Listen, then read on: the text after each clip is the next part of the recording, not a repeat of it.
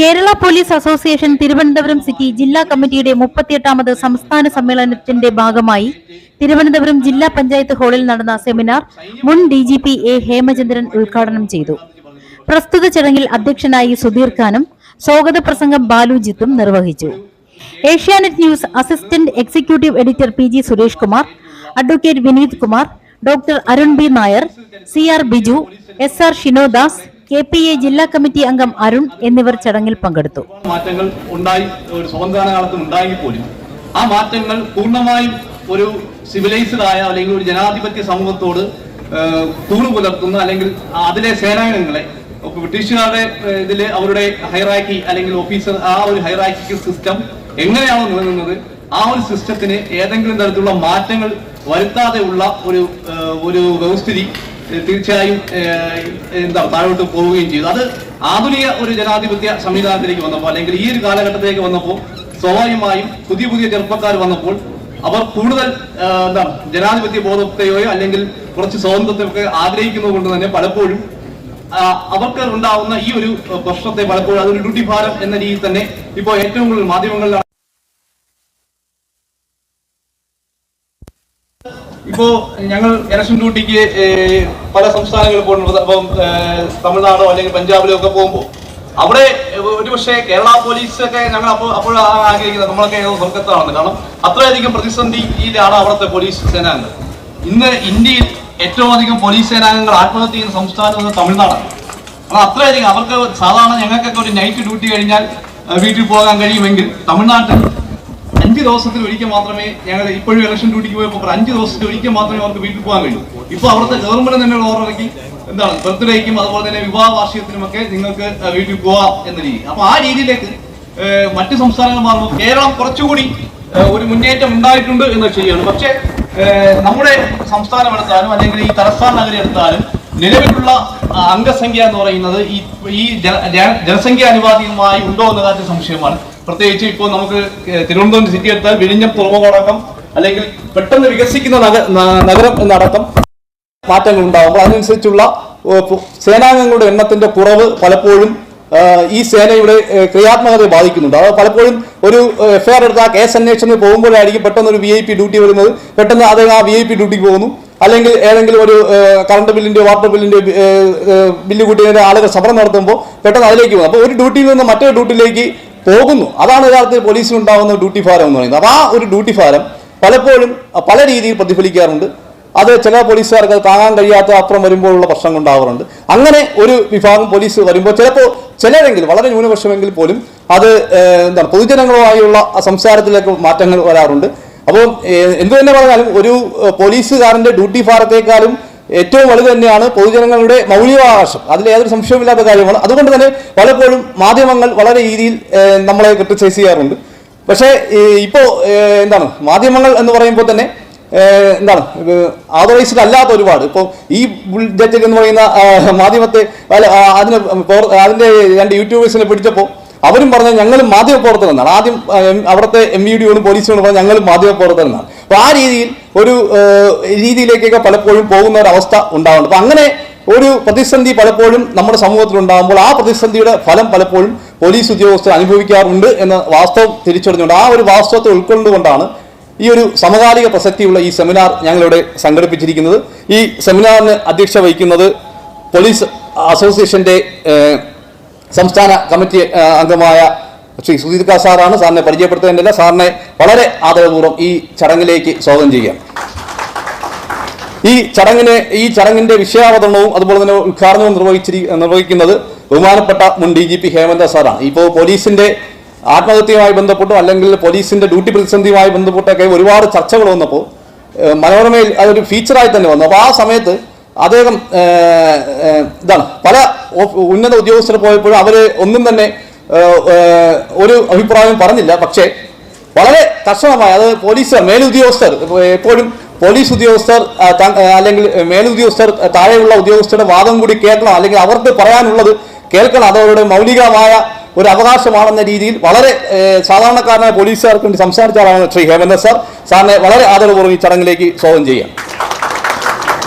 ഈ ചടങ്ങിൽ സംബന്ധിക്കുന്ന ബഹുമാനപ്പെട്ട ഏഷ്യാനെറ്റിന്റെ അസിസ്റ്റന്റ് എക്സിക്യൂട്ടീവ് എഡിറ്ററായ PG സുരേഷ് കുമാർ സാറിനെ പ്രത്യേകിച്ച് പരിചയപ്പെടുത്തേണ്ടതില്ല. ഇപ്പോൾ ഒരു വാർത്ത വരുമ്പോൾ അതിൽ ഞങ്ങൾക്ക് എന്തെങ്കിലും ഒരു പാളിച്ച പറ്റിയാൽ അത് തുറന്നു സമ്മതിക്കുക എന്നത് വലിയൊരു കാര്യമാണ്. ഇപ്പോൾ ഇന്നലെ തന്നെ ഏഷ്യാനെറ്റിൽ അത് വളരെ സോഷ്യൽ മീഡിയയൊക്കെ വളരെ ഓഡിറ്റിംഗ് വിധേയമാക്കുന്ന ഒരു കാലത്ത് ഏത് വാർത്തയും ഓഡിറ്റിംഗ് വിധേയമാക്കാൻ ഇപ്പോൾ കർണാടകയിൽ നടന്ന ദൗത്യത്തിൽ ചില ആളുകൾ നടത്തിയ തെറ്റായ പ്രവണതകൾ അത് ഞങ്ങൾക്കും റിപ്പോർട്ട് ചെയ്യേണ്ടി വന്നു. അത് തെറ്റായിരുന്നുവെന്ന് വളരെ ധൈര്യപൂർവ്വം, അതൊരു വലിയൊരു കാര്യമാണ്. ഒരു മാധ്യമം തുറന്നു സമ്മതിക്കുന്ന ഒരു ഇതാണ് ഏറ്റവും വലിയൊരു കാലം, പ്രത്യേകിച്ചും ഈ ഒരു സത്യാനന്തര കാലഘട്ടം. അത് വളരെ ധൈര്യസമേതം പറയുന്ന ഒരു മാധ്യമം തന്നെയാണ് ഏഷ്യാനെറ്റ്. അതിന്റെ അസിസ്റ്റന്റ് എക്സിക്യൂട്ടീവ് എഡിറ്ററാണ് ശ്രീ PG സുരേഷ് കുമാർ സാറിനെ വളരെ ആദരപൂർവ്വം സ്വാഗതം ചെയ്യാം. അടുത്തതായി അഡ്വക്കേറ്റ് P കുമാർ സാറാണ്. സാറിനെ പ്രത്യേകിച്ച് പരിചയപ്പെടുത്തുന്ന സാർ മുൻ VP കൂടിയാണ്. സാറിന് ഈ വളരെ സമഗ്രമായ ഈ വിഷയത്തെപ്പറ്റി അറിയാവുന്ന ഒരാളാണ്. സാറിനെ വളരെ ആദരപൂർവ്വം സ്വാഗതം ചെയ്യുന്നു. അടുത്തതായി ഈ ചടങ്ങിൽ സംബന്ധിക്കുന്നത് തിരുവനന്തപുരം മെഡിക്കൽ കോളേജിലെ പ്രൊഫസറായ അരുൺ സാറാണ്. അരുൺ സാറ് ഇപ്പോൾ ഒരുപാട് പേര് അരുൺ സാറിന്റെ പ്രഭാഷണം കൂടി കേൾക്കാനാണ് വന്നത്. കാരണം അരുൺ സാറിന്റെ വീഡിയോകളൊക്കെ ഒരുപാട് യൂട്യൂബിൽ വരുന്നുണ്ട്. ഇതൊരു പോലീസ് അല്ലെങ്കിൽ പോലീസ് സമൂഹവും തമ്മിലുള്ള ഒരു വിഷയവും അത് പോലീസുകാർക്കുണ്ടാകുന്ന ഒരുപാട് മാനസിക സംഘർഷമുണ്ട്. അത് ഒരു സൊസൈറ്റിയുമായി ബന്ധപ്പെട്ട ഒരു മാനസിക സംഘർഷമുണ്ട്. കാരണം സൊസൈറ്റിക്ക് മനസ്സുണ്ട് എന്ന് പണ്ട് വിജയൻ ഭാഷയൊക്കെ പറഞ്ഞിട്ടുണ്ട്. അതുകൊണ്ട് അതിനെയൊക്കെ വളരെ സമഗ്രമായി കൈകാര്യം ചെയ്യാൻ കഴിയുന്ന ആളാണ് അരുൺ സാർ. അദ്ദേഹത്തെ വളരെ ആദരപൂർവ്വം ഈ സെമിനാറിലേക്ക് സ്വാഗതം ചെയ്യുന്നു. അടുത്തതായി KPOയുടെ സംസ്ഥാന ജനറൽ സെക്രട്ടറി CR ബി സാറാണ്. ബി സാറിനെ ഏതെങ്കിലും രീതിയിൽ പരിചയപ്പെടുത്തുന്നത് തന്നെ അതൊരു അനുയോജ്യമായി പോകും. ബി സാറിനെ വളരെ ആദരപൂർവ്വം സ്വാഗതം ചെയ്യാം. അടുത്തതായി KPOയുടെ സംസ്ഥാന പ്രസിഡന്റ് ഷിനോദാസ് സാർ എത്തിയിട്ടുണ്ട്. സാറിനെ പരിചയപ്പെടുത്തേണ്ടതല്ല, സാറിനെ വളരെ ആദരപൂർവ്വം സ്വാഗതം ചെയ്യുകയാണ്. അടുത്തതായി ഈ ചടങ്ങിൽ പങ്കെടുക്കുന്ന KPOയുടെയും സംസ്ഥാന ജില്ലാ എക്സിക്യൂട്ടീവ് മെമ്പേഴ്സ്, അതുപോലെ തന്നെ ഈ ചടങ്ങിൽ പലരും ഡ്യൂട്ടി കഴിഞ്ഞും അല്ലെങ്കിൽ നൈറ്റ് ഡ്യൂട്ടിയൊക്കെ കഴിഞ്ഞും ഈ സെമിനാറിന് വേണ്ടി വന്ന ഒരുപാട് പേരുണ്ട്. അങ്ങനെ ഈ ചടങ്ങിൽ പങ്കെടുക്കുന്ന എല്ലാവർക്കും, അതുപോലെ തന്നെ ബഹുമാനപ്പെട്ട മാധ്യമപ്രവർത്തകർക്കും മറ്റ് എല്ലാവർക്കും ഒറ്റ വാക്കിൽ സ്വാഗതം പറഞ്ഞുകൊണ്ട് നിർത്തുന്നു. നന്ദി, നമസ്കാരം.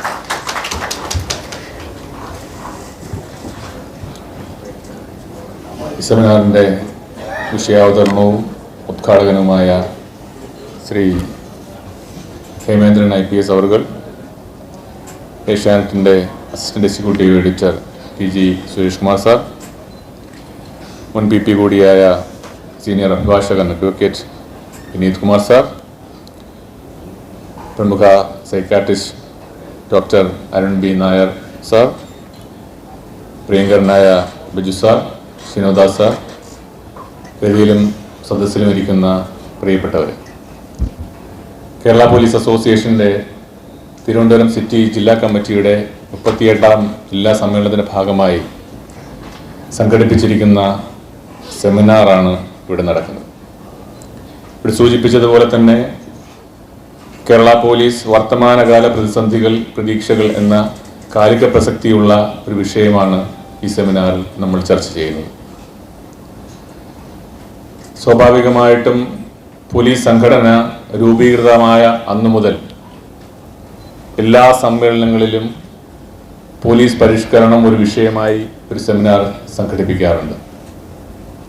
ഇന്നും നമ്മൾ അത്തരം വിഷയങ്ങളിലൂന്നി സെമിനാറുകൾ സംഘടിപ്പിക്കുന്നു എന്നതുകൊണ്ട് പോലീസ് പരിഷ്കരണം ഈ സമൂഹത്തിനും പോലീസ് ഉദ്യോഗസ്ഥർക്കും എത്ര കണ്ട് പ്രധാനപ്പെട്ടതാണ് എന്ന് ഇതിൽ നിന്ന് മനസ്സിലാക്കാവുന്നതാണ്.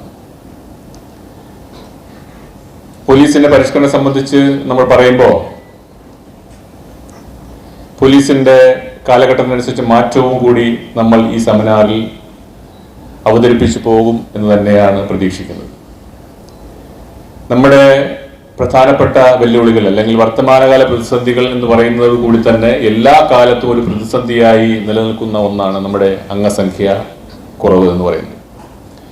നമുക്കറിയാം, കാലാകാലങ്ങളിൽ ഈ അംഗസംഖ്യ വർധനവ് ഉണ്ടായിട്ടുണ്ട് എങ്കിലും കേരളത്തിലെ പോലീസ് ഉദ്യോഗസ്ഥരിൽ 1/3 ഭാഗം മാത്രം വരുന്ന കേവലം 20,000 പോലീസുകാരാൽ ജോലി ചെയ്യപ്പെടുന്ന പൊതുസമൂഹവുമായി ബന്ധപ്പെട്ട, പൊതുജനങ്ങളുമായി ബന്ധപ്പെട്ട പരാതികൾ പരിഹരിക്കുന്നതിനും അവരുടെ ആകുലതകൾ, അവരുടെ വിഷമതകൾ പരിഹരിക്കുന്നതിനുമൊക്കെ ഏറ്റവും മുന്നിൽ നിൽക്കുന്നത് കേവലം 20,000 പോലീസ് ഉദ്യോഗസ്ഥരാണ് നമുക്ക് മനസ്സിലാക്കാം. ഈ പോലീസ് സ്റ്റേഷനിൽ ജോലി ചെയ്യുന്ന 20,000 പോലീസ് ഉദ്യോഗസ്ഥരുടെ എണ്ണം 40 വർഷങ്ങൾക്ക് മുമ്പാണ് തീരുമാനിച്ചത് എന്നുള്ളതാണ് ഇതിന്റെ ഏറ്റവും പ്രധാനപ്പെട്ട വസ്തുത. 40 വർഷം മുമ്പ് നമ്മുടെ സമൂഹത്തിൽ ഉണ്ടായിരുന്ന ആ വ്യവസ്ഥകൾ, ആളുകൾ, വാഹനങ്ങളുടെ എണ്ണം, കുറ്റകൃത്യങ്ങളുടെ രീതി, കുറ്റകൃത്യങ്ങളുടെ ആ വ്യത്യസ്തത അല്ലെങ്കിൽ ആളുകളുടെ മാനസികാവസ്ഥ എല്ലാം ഈ 40 വർഷം കൊണ്ട് കൃത്യമായി മാറ്റം വന്നു എങ്കിൽ കേരളത്തിലെ പോലീസ് ഉദ്യോഗസ്ഥരുടെ എണ്ണം 40 വർഷം മുമ്പ് തീരുമാനിക്കപ്പെട്ട അതേ രീതിയിൽ തന്നെ തുടർന്നു വരുന്നു എന്നുള്ളത് ഏറ്റവും പ്രധാനപ്പെട്ട പ്രതിസന്ധികളിൽ ഒന്നാണ്. ഈ 40 വർഷം കൊണ്ട് നമുക്ക് മാറി മാറി വന്ന സർക്കാരുകൾ വിവിധ ജനക്ഷേമകരമായ പ്രവർത്തനങ്ങളിൽ ഏർപ്പെട്ടുകൊണ്ട് വിവിധതരം പദ്ധതികൾ നടപ്പിലാക്കി, വിവിധതരം ജോലികളിൽ വിവിധ മാറ്റങ്ങൾ വരുത്തി, നമ്മുടെ കർത്തവ്യങ്ങളിൽ മാറ്റങ്ങൾ വന്നു. ഞാനൊക്കെ ട്രെയിനിങ് ചെയ്യുമ്പോൾ പോലീസ് ഉദ്യോഗസ്ഥരുടെ ഡ്യൂട്ടി എന്താണെന്ന് ചോദിച്ചു കഴിഞ്ഞാൽ ജനങ്ങളുടെ ജീവനും സ്വത്തിനും സംരക്ഷണം നൽകുക എന്നതിൽ നിന്ന് 2011 കേരള പോലീസ് ആക്ട് വന്നതോടുകൂടി ജനങ്ങളുടെ ജീവനും സ്വത്തിനും അന്തസ്സിനും സംരക്ഷണം നൽകേണ്ട ലെവലിലേക്ക് മാറിയെങ്കിൽ ഇന്ന് കേരളത്തിലെ ഓരോ പോലീസ് ഉദ്യോഗസ്ഥനും ഭൂമിക്ക് മുകളിൽ ആകാശത്തിന് കീഴിൽ വരുന്ന എല്ലാ കാര്യങ്ങളും ചെയ്യേണ്ട അവസ്ഥയിലേക്ക് മാറി എന്നുള്ളതാണ് ഇന്ന് പോലീസ് ഉദ്യോഗസ്ഥർ നേരിടുന്ന ഏറ്റവും വലിയ പ്രതിസന്ധി. അത്തരത്തിൽ ജോലികൾ ചെയ്യാൻ കേവലം 20,000 പോലീസുകാർ 40 വർഷം മുമ്പ് തീരുമാനിച്ച 20,000 പോലീസ് ഉദ്യോഗസ്ഥർ മാത്രമാണ് ജോലി ചെയ്യുന്നുള്ളൂ എന്നുള്ളത് നമ്മളേവരും ഇരുത്തി ചിന്തിക്കേണ്ട കാര്യമാണ്. അവിടെ ഇത്തരം പരിമിതമായ അംഗസംഖ്യ കൊണ്ട് ഈ ജോലികളെല്ലാം ചെയ്തു തീർക്കപ്പെടുമ്പോൾ നമ്മൾ കൂടുതൽ ജോലികൾ ചെയ്യുന്ന തലത്തിലേക്ക് മാറുന്നു. നമ്മുടെ ജോലി സമയം കൂടുതൽ ചെലവഴിക്കേണ്ടതായി വരുന്നു, ജോലി സ്ഥലങ്ങളിൽ ചെലവഴിക്കേണ്ടതായി വരുന്നു. ഇത്തരം ജോലി സമയങ്ങൾ കൂടി 8 മണിക്കൂർ എന്നുള്ളത് 10, 12, 14, 16 മണിക്കൂർ വരെ ജോലി ചെയ്യുന്ന പോലീസ് ഉദ്യോഗസ്ഥരുടെ മാനസികാവസ്ഥ നമുക്ക് ഇവിടെ ഇരിക്കുന്ന ഓരോരുത്തർക്കും കൃത്യമായി മനസ്സിലാക്കാവുന്നതാണ്. അത് അനുഭവവേദ്യമാണ്. ഇത്തരത്തിൽ മാനസികാവസ്ഥയോട് ജോലി ചെയ്യുമ്പോൾ അവരുടെ ഭാഗത്തു നിന്നുണ്ടാകുന്ന പ്രശ്നങ്ങൾ, മാനസിക പ്രശ്നങ്ങൾ, ശാരീരിക പ്രശ്നങ്ങളെല്ലാം നമ്മൾ ഈ സെമിനാറിൽ കൃത്യമായി ചർച്ച ചെയ്തു പോകുമെന്ന് ഞാൻ പ്രതീക്ഷിക്കുകയാണ്.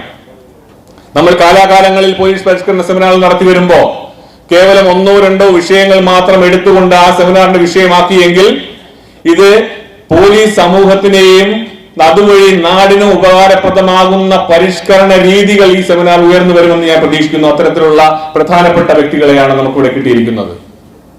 അപ്പൊ ഇത്തരത്തിൽ സമയക്ലിപ്തതയില്ലാത്ത ജോലി ചെയ്തു വരുന്നു. ഒരു സാധാരണ ഗവൺമെന്റ് ഉദ്യോഗസ്ഥൻ ജോലിക്ക് ഓഫീസിലേക്ക് പോകുമ്പോൾ, വീട്ടിൽ നിന്ന് ഇറങ്ങുമ്പോൾ ഇന്ന് ചെയ്യേണ്ട അല്ലെങ്കിൽ ആ ദിവസം ചെയ്യേണ്ട കൃത്യമായ കാര്യങ്ങൾ അടുക്കിപ്പറക്കി ചിട്ടപ്പെടുത്തി പോകുമ്പോൾ, ഒരു പോലീസ് ഉദ്യോഗസ്ഥൻ പോലീസ് സ്റ്റേഷനിലേക്ക് ജോലിക്ക് പോകുമ്പോൾ ശൂന്യമായ മനസ്സോടുകൂടിയാണ് അവൻ പോകുന്നത്. അവൻ ഒരു ജോലി ചെയ്യാൻ തീരുമാന സ്റ്റേഷനിലേക്ക് പോയാൽ അവൻ വിചാരിക്കുന്ന ജോലിയേക്കാൾ കൂടുതൽ ജോലികൾ ചെയ്യേണ്ട അവസ്ഥയിലേക്ക് പോലീസ് ഉദ്യോഗസ്ഥൻ മാറി. ഇത്തരത്തിലുള്ള ഭീകരാവസ്ഥ, ഇത്തരത്തിലുള്ള അവസ്ഥ പോലീസ് ഉദ്യോഗസ്ഥരുടെ പ്രകടനങ്ങളിൽ അല്ലെങ്കിൽ അവരുടെ മാനസികാവസ്ഥയിൽ, ശാരീരികാവസ്ഥയിൽ കൃത്യമായ മാറ്റം വന്നു തുടങ്ങി.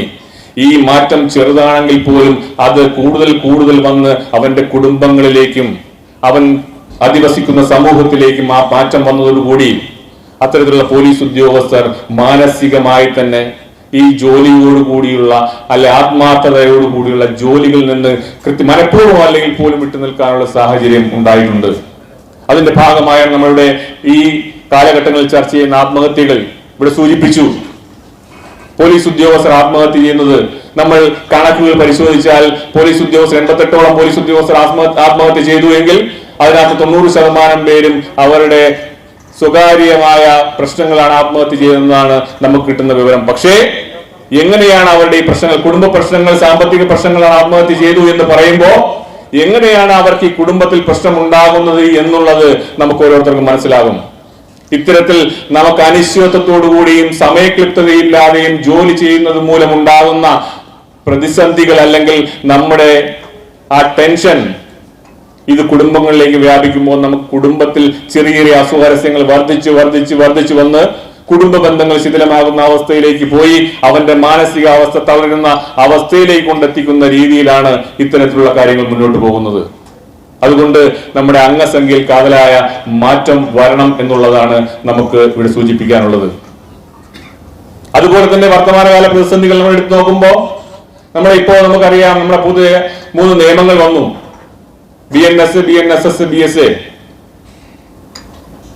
ജൂലൈ 1 മുതൽ ആ നിയമം പ്രാബല്യത്തിലെത്തിയിരിക്കുകയാണ്. ഞാനൊരു 2-3 ദിവസം മുമ്പ് ഒരു പത്രത്തിലൊരു വാർത്ത വായിച്ചു. ഒരു അഭിഭാഷകൻ കോടതിയിൽ ഹർജി കൊടുത്തു, ഈ നിയമത്തിൽ വരുന്ന സംസ്കൃത പദങ്ങളെല്ലാം ഒഴിവാക്കി ഇംഗ്ലീഷിലേക്ക് മാറ്റണം എന്നുള്ളത്. ഇപ്പൊ കോടതി പറഞ്ഞ ഒരു നിർദ്ദേശം, ഞങ്ങൾ ഇത് പഠിച്ചുകൊണ്ടിരിക്കുകയാണ്, ഈ നിയമങ്ങൾ സമയമെടുത്ത് പഠിച്ചുകൊണ്ടിരിക്കുകയാണ്, സ്വാഭാവികമായിട്ടും പഠിച്ചു വരുമ്പോ നമുക്കിതെല്ലാം ഫെമിലിയർ ആയിക്കോളും, അങ്ങനെ ചിന്തിച്ചുകൂടെ എന്നുള്ള വാദം തുടർന്നുകൊണ്ടിരിക്കുകയാണ്, തീരുമാനമായിട്ടില്ല. നമ്മളും ഈ നിയമത്തെ പരിചയപ്പെട്ടു. ഈ കോടതികളിലും ബഹുമാനപ്പെട്ട ജഡ്ജിമാരായാലും അഭിഭാഷകരായാലും അവർക്ക് പഠിക്കാനുള്ള സമയം കൃത്യമായി ഇതിനകത്തുണ്ട്. നമ്മൾ ജൂലൈ 1 മുതൽ ഈ നിയമം പ്രാബല്യത്തിൽ വരുമ്പോ കേരളത്തിലെ പോലീസ് ഉദ്യോഗസ്ഥർക്കെല്ലാം ഇതിന്റെ പരിശീലനം സിദ്ധിച്ചവരാണ്. എനിക്കും കിട്ടിയിട്ടുണ്ട്. ആദ്യഘട്ടത്തിൽ 3 ദിവസം പരിശീലനമാണ് നമുക്ക് കിട്ടിയതെങ്കിൽ പിന്നീട് ഈ 3 നിയമങ്ങളും 1 ദിവസം പരിശീലനം കിട്ടി. എനിക്ക് 50 മാർക്കിൽ 43 മാർക്കും കിട്ടി. ഒരു കണക്ക് പരിശോധിച്ചാൽ കേരളത്തിൽ അല്ലെങ്കിൽ ഇന്ത്യയിൽ ഒരു കണക്ക് പരിശോധിച്ചാൽ ഈ 3 നിയമങ്ങളും മറ്റ് സംസ്ഥാനങ്ങൾ അല്ലെങ്കിൽ എല്ലാ സംസ്ഥാനങ്ങളിലെയും പോലീസ് ഉദ്യോഗസ്ഥർ പരിശീലനം കിട്ടിയ ഈ കാര്യമെടുത്ത് പരിശോധിച്ചാൽ കേരളത്തിൽ ചിലപ്പോൾ 100% പോലീസ് ഉദ്യോഗസ്ഥർ ഈ നിയമങ്ങൾ പരിശീലനം കിട്ടിക്കൊണ്ട് നമ്മൾ നമ്പർ 1 ആവും. എന്താണ് നമ്മുടെ അവസ്ഥ? ഈ 3 നിയമങ്ങളും 100% പോലീസ് ഉദ്യോഗസ്ഥരും പരിശീലനം കിട്ടി എന്ന് വരുമ്പോ ജൂലൈ 1 മുതൽ ഉണ്ടാകുന്ന കേസുകളിൽ നമ്മൾ ആരംഭ ദിശയിലിടുന്ന FIR-കൾ വർഷങ്ങൾക്ക് ശേഷം ഹൈക്കോടതിയും സുപ്രീം കോടതിയും പരിശോധിക്കപ്പെടുമ്പോ ഇതിൽ ആ നിയമത്തിൽ തറവായിരുന്ന ന്യായാധിപന്മാർ ഈ കേസിന്റെ FIR രജിസ്റ്റർ ചെയ്ത കാര്യത്തിന്റെ അപാകതകൾ തലനാരിഴ കീഴിൽ പരിശോധിക്കുമ്പോ ജൂലൈ 2-ന് FIR ഇട്ട പോലീസ് ഉദ്യോഗസ്ഥൻ, 1 ദിവസം പ്രായം ആയ പോലീസ് ഉദ്യോഗസ്ഥൻ, ഈ നിയമം പഠിച്ച പോലീസ് ഉദ്യോഗസ്ഥൻ ചെയ്ത ചെറിയ അപരാധം വർഷങ്ങൾക്ക് ശേഷം തലനാരിഴ കീഴിൽ പരിശോധിക്കേണ്ടതായിരുന്നു. അത്തരത്തിലൊരു പ്രതിസന്ധി പോലീസ് ഉദ്യോഗസ്ഥൻ നേരിടുന്നുണ്ട്. ഈ പുതിയ നിയമം മാത്രമല്ല, ഇനി 30 ജൂണിനാണ് ഇത് നടന്നതെങ്കിൽ നമുക്കത് മറന്നു കളയാമെന്ന് വെച്ചാൽ അതും കഴിയില്ല.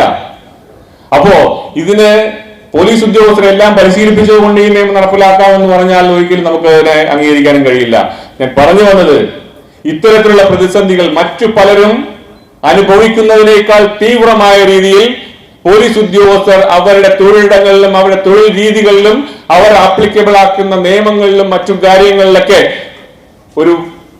ഒരു കൂടുതൽ എഫർട്ട് എടുത്തുകൊണ്ട് അവരുടെ ജോലികൾ കൂടുതൽ പ്രഷറൈസ് അനുഭവിക്കുന്നുള്ളതാണ്.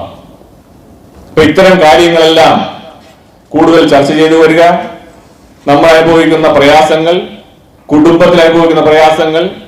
നമ്മൾ പലപ്പോഴും ചോദിക്കും, പോലീസ് ഉദ്യോഗസ്ഥരെല്ലാം പരിശീലനം കിട്ടുന്നവരല്ലേ? ഞാൻ ദീർഘിപ്പിക്കുന്നില്ല. പരിശീലനം കിട്ടുന്നവരല്ലേ? അവർക്ക് 9 മാസം 10 മാസം പരിശീലനം കിട്ടുന്നുണ്ട്, എന്തുകൊണ്ട് അവർക്ക് ഇതെല്ലാം അനുഭവിച്ചുകൂടാ? ശരിയാണ്. നമ്മൾ പരിശീലനം കിട്ടുമ്പോൾ സ്വാഭാവികമായിട്ടും ശാരീരികമായ കുറച്ചൊക്കെ നമുക്ക് ഒരു സ്ട്രെങ്ത് കിട്ടും. പക്ഷേ കുറെ നാൾ കഴിയുമ്പോൾ നമുക്ക് ഈ സ്ട്രെങ്ത് ഒന്നും പോരാതെ വരും പോലീസ് സ്റ്റേഷനിൽ ജോലി ചെയ്യാൻ. നമ്മൾ അതിന് പരിഹാരം യോഗയിലും കൗൺസിലിംഗിലൊക്കെ തേടുമ്പോൾ ഒരു GD വരുന്ന പോലീസ് ഉദ്യോഗസ്ഥൻ ഒരു 7 മണി മുതൽ 11 മണി വരെ അവൻ 10 കൈകൾ കൊണ്ട് ജോലി ചെയ്താൽ തീരാത്തത്ര ജോലി ആ സ്റ്റേഷനിൽ ഉണ്ടാവും. അവന് യോഗയും കൗൺസിലിംഗും കൊടുത്താൽ മാത്രം ശരിയാകില്ല. അവൻ ഫോൺ ചെയ്യുമ്പോൾ അവന്റെ കമ്പ്യൂട്ടർ പ്രവർത്തിപ്പിക്കാനും അവൻ കമ്പ്യൂട്ടർ പ്രവർത്തിപ്പിക്കുമ്പോൾ വയർലെസ് എടുക്കാനും ടാബ് ഓപ്പറേറ്റ് ചെയ്യാനും ഒരാളധികം കിട്ടിയാൽ മാത്രമാണ് അവന്റെ ആ പ്രഷർ തീർക്കാൻ സാധിക്കുള്ളൂ. അവനൊരിക്കലും യോഗയും അവനൊരിക്കലും കൗൺസിലിംഗ് കൊടുത്താൽ ശരിയാകില്ല. കൗൺസിലിംഗ് യോഗയൊക്കെ നല്ലതാണ്, പക്ഷേ അത് അത്തരത്തിലുള്ള ആഴങ്ങളിലേക്ക് ഇറങ്ങി മാനസികാവസ്ഥയിൽ ചെന്ന ആളുകൾക്ക് അത്രയും കൗൺസിലിംഗ് നമുക്ക് കൊടുക്കാം. പക്ഷെ നമുക്ക് വേണ്ടത് ഇത്തരത്തിലുള്ള സഹായ സഹകരണമാണ് നമുക്ക് വേണ്ടത് മനസ്സിലാക്കാം. അപ്പൊ ഇത്തരം മാനസികാവസ്ഥ കുടുംബങ്ങൾ ഉണ്ടാകുന്നുണ്ട്. ഉദാഹരണം ഞാൻ പെട്ടെന്ന് പറയാം, എന്റെ ഇളയ മകൾ 6ാം ക്ലാസ്സിൽ പഠിക്കുകയാണ്. അപ്പൊ അവള് രാവിലെ 7:30-7:45 മണിക്ക് സ്കൂൾ ബസ് വരും. ഒരു ദിവസം എൻ്റെ അടുത്ത് ചോദിച്ചു, എന്നെ എങ്ങനെ സ്കൂളിൽ ബസ്സിന് അടുത്ത് കൊണ്ടാക്കാമെന്ന് ചോദിച്ചു. ഞാൻ അന്ന് തിരക്കായതിനാൽ ഞാൻ ഡ്യൂട്ടിക്ക് അന്ന് സ്റ്റേഷനിൽ 1 വർഷം മുമ്പാണ് സ്റ്റേഷനിൽ വർക്ക് ചെയ്യാണ്. അപ്പൊ ഞാൻ പറയുന്നത്, എനിക്ക് നേരത്തെ പോകണം, വേറെ ദിവസം കൊണ്ടാക്കാമെന്ന് പറഞ്ഞു. ശരി എന്ന് പറഞ്ഞ് പോയി. പക്ഷേ ഈ വാൻ കയറുന്ന അവിടെ നിന്നൊരു പോലീസ് ഉദ്യോഗസ്ഥൻ, ശ്രീകുമാർ സാർ ഇവിടെ ഉണ്ടാകുന്ന എനിക്കറിയില്ല, അദ്ദേഹം എന്നെ വിളിച്ചിട്ട് പറഞ്ഞു, മകളുടെ മുഖത്ത് നല്ല വിഷമം, കണ്ണ് നിറഞ്ഞിരിക്കും, എന്ത് പറ്റിയെന്ന് ചോദിച്ചു. ഞാൻ പറഞ്ഞു, അങ്ങനെ കുഴപ്പമൊന്നുമില്ല എന്ന് പറഞ്ഞു. അപ്പോൾ വൈകുന്നേരം വന്നപ്പോൾ ഞാനിങ്ങനെ ചോദിച്ചു, ഒന്നും പറഞ്ഞില്ല. ഞാൻ ശനിയാഴ്ച ഒന്ന് റിലാക്സ് ആയിരുന്ന സമയത്ത് ഞാൻ ചോദിച്ചു, എന്താണ് അങ്ങനെ ഉണ്ടാവാൻ കാരണം, അപ്പോൾ അവൾ പറഞ്ഞു എനിക്കൊന്ന് പോകുമ്പോൾ ടാറ്റ കാണിക്കാൻ വേണ്ടിയാണ് വരാൻ പറഞ്ഞത്. ഇത് നമുക്ക് കേൾക്കുമ്പോൾ വളരെ നിസ്സാരമായി തോന്നും. ആ കുരുന്ന് മനസ്സിൽ ചിലപ്പോ അവരാരെങ്കിലും വെച്ചു വെച്ചിട്ടുണ്ടാവാം. കൂട്ടുകാർ പറഞ്ഞു എൻ്റെ അച്ഛൻ ഇന്ന് എന്നെ വന്ന് ടാറ്റ കാണിക്കും, നീ കണ്ടോ എന്ന് പറഞ്ഞാൽ ആ സമയത്ത് നമുക്ക് അവരുടെ ആഗ്രഹങ്ങളോടൊപ്പം നിൽക്കാൻ കഴിയാത്ത തരത്തിൽ നമ്മുടെ ജോലികൾ മാറിക്കൊണ്ടിരിക്കുന്നു എന്നുള്ളതാണ്. നമുക്ക് താങ്ങാൻ കഴിയാത്ത മാനസികാവസ്ഥ. അപ്പൊ അതൊക്കെ ഞാനത് നീർക്കിപ്പിച്ചുകൊണ്ട് പോകുന്നില്ല. അപ്പൊ അത്തരത്തിലുള്ള വിഷയങ്ങൾ നമ്മൾ കേവലം 1-2 വിഷയങ്ങൾ എടുക്കാതെ ഒരു ദീർഘകാല അടിസ്ഥാനത്തിൽ ഈ പോലീസ് സമൂഹത്തിനെ അല്ലെങ്കിൽ പോലീസ് ഉദ്യോഗസ്ഥരെ എങ്ങനെ ഈ പ്രതിസന്ധികൾ തരണം ചെയ്യുന്നതിന് വേണ്ടി അംഗസംഖ്യ കൂട്ടണമെന്ന് പറഞ്ഞാൽ സ്വാഭാവികമായിട്ടും ഇപ്പോൾ അതിനകത്ത് ഗവൺമെന്റ് ഒരു മെഷേഴ്സ് ഒക്കെ എടുത്തു. അതിനകത്ത് നമുക്ക് ഇന്റഗ്രേഷൻ 2008 ഇന്റഗ്രേഷൻ കൊണ്ടുവന്നു. പക്ഷെ അതൊന്നും ആ പൂർണ്ണമായ അർത്ഥത്തിലേക്ക് പോലീസ് സ്റ്റേഷനിലേക്ക് ആളുകളെ എത്തിക്കാൻ കഴിഞ്ഞില്ല എന്നുള്ളൊരു വിഷമകരമായ അവസ്ഥയുണ്ട്. അംഗസംഖ്യ വർദ്ധിപ്പിക്കാതെ തന്നെ നമുക്ക് നിലവിലുള്ള പോലീസ് ഉദ്യോഗസ്ഥരെ സ്റ്റേഷനിലെ സ്ട്രെങ്ത് 88 വന്ന സ്ട്രെങ്ത് പാറ്റേൺ ഒന്ന് പരിഷ്കരിച്ച് പുതിയ കാലിക പ്രസക്തമായ രീതിയിൽ പരിഷ്കരിച്ച് ഒരു 5 പോലീസുകാരെങ്കിലും ഒരു സ്റ്റേഷനിൽ കൊടുക്കാൻ പറ്റിയാൽ ആ പോലീസ് സ്റ്റേഷനിലെ ബാക്കിയുള്ള പോലീസ് ഉദ്യോഗസ്ഥന് 1 മണിക്കൂർ റെസ്റ്റ് കിട്ടാനുള്ള ഒരു സാഹചര്യം അവിടെ ഉണ്ടാകും എന്നുള്ളതാണ് നമ്മുടെ അനുഭവത്തിൽ നിന്ന് വ്യക്തമാകുന്നത്. എന്തായാലും ഈ സെമിനാർ ഇത്തരം കാര്യങ്ങളെല്ലാം ചർച്ച ചെയ്തു പോകുമെന്ന് തന്നെയാണ് പ്രതീക്ഷിക്കുന്നത്. അതിന് നമുക്ക് കിട്ടിയിരിക്കുന്ന അതിഥികൾ ഏറ്റവും പ്രധാനപ്പെട്ട അതിഥികളാണ്. നമ്മുടെ എല്ലാ മേഖലകളിലും അതിന്റെ പ്രാഗൽഭ്യം തെളിയിച്ച അതിഥികളാണ് ഇവിടെ നമുക്ക് ലഭ്യമായിരിക്കുന്നത്. അപ്പൊ അതുകൊണ്ട് തീർച്ചയായിട്ടും ഈ സെമിനാർ ഇതിന്റെ ഉപയോഗപ്രദമായ രീതിയിൽ നിങ്ങൾക്ക് ഏവർക്കും ഉപയോഗപ്രദമാകും എന്ന പ്രതീക്ഷയോടുകൂടി ഈ സെമിനാർ ഉദ്ഘാടനം ചെയ്യുന്നതിനും വിഷയാവതരണത്തിലേക്കുമായി ഏറ്റവും ആദരണീയനായ ഹേമേന്ദ്രൻ സാറിനെ ആദരപൂർവ്വം ക്ഷണിക്കുന്നു.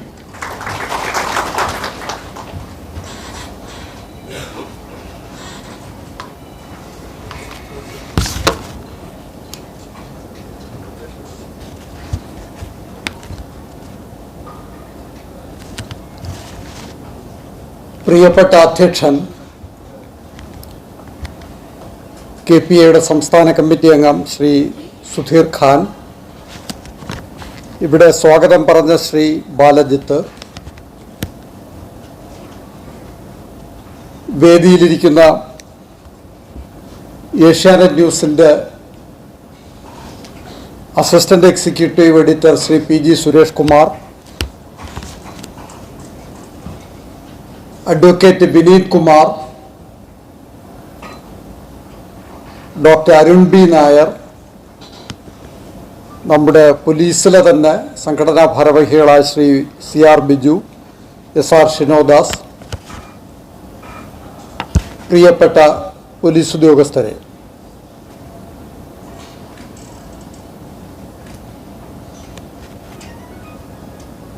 സ്വാഗത പ്രാസംഗികനും അധ്യക്ഷനുമൊക്കെ പറഞ്ഞ കാര്യങ്ങൾ ഞങ്ങൾ സശ്രദ്ധം കേൾക്കുകയായിരുന്നു.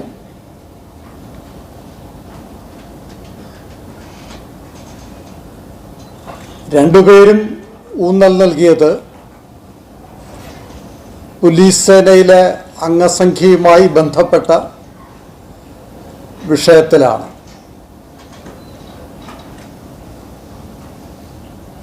അതിനാധാരമായ പല കാര്യങ്ങളുമൊക്കെ അവർ മുന്നോട്ട് വയ്ക്കുകയുണ്ടായി.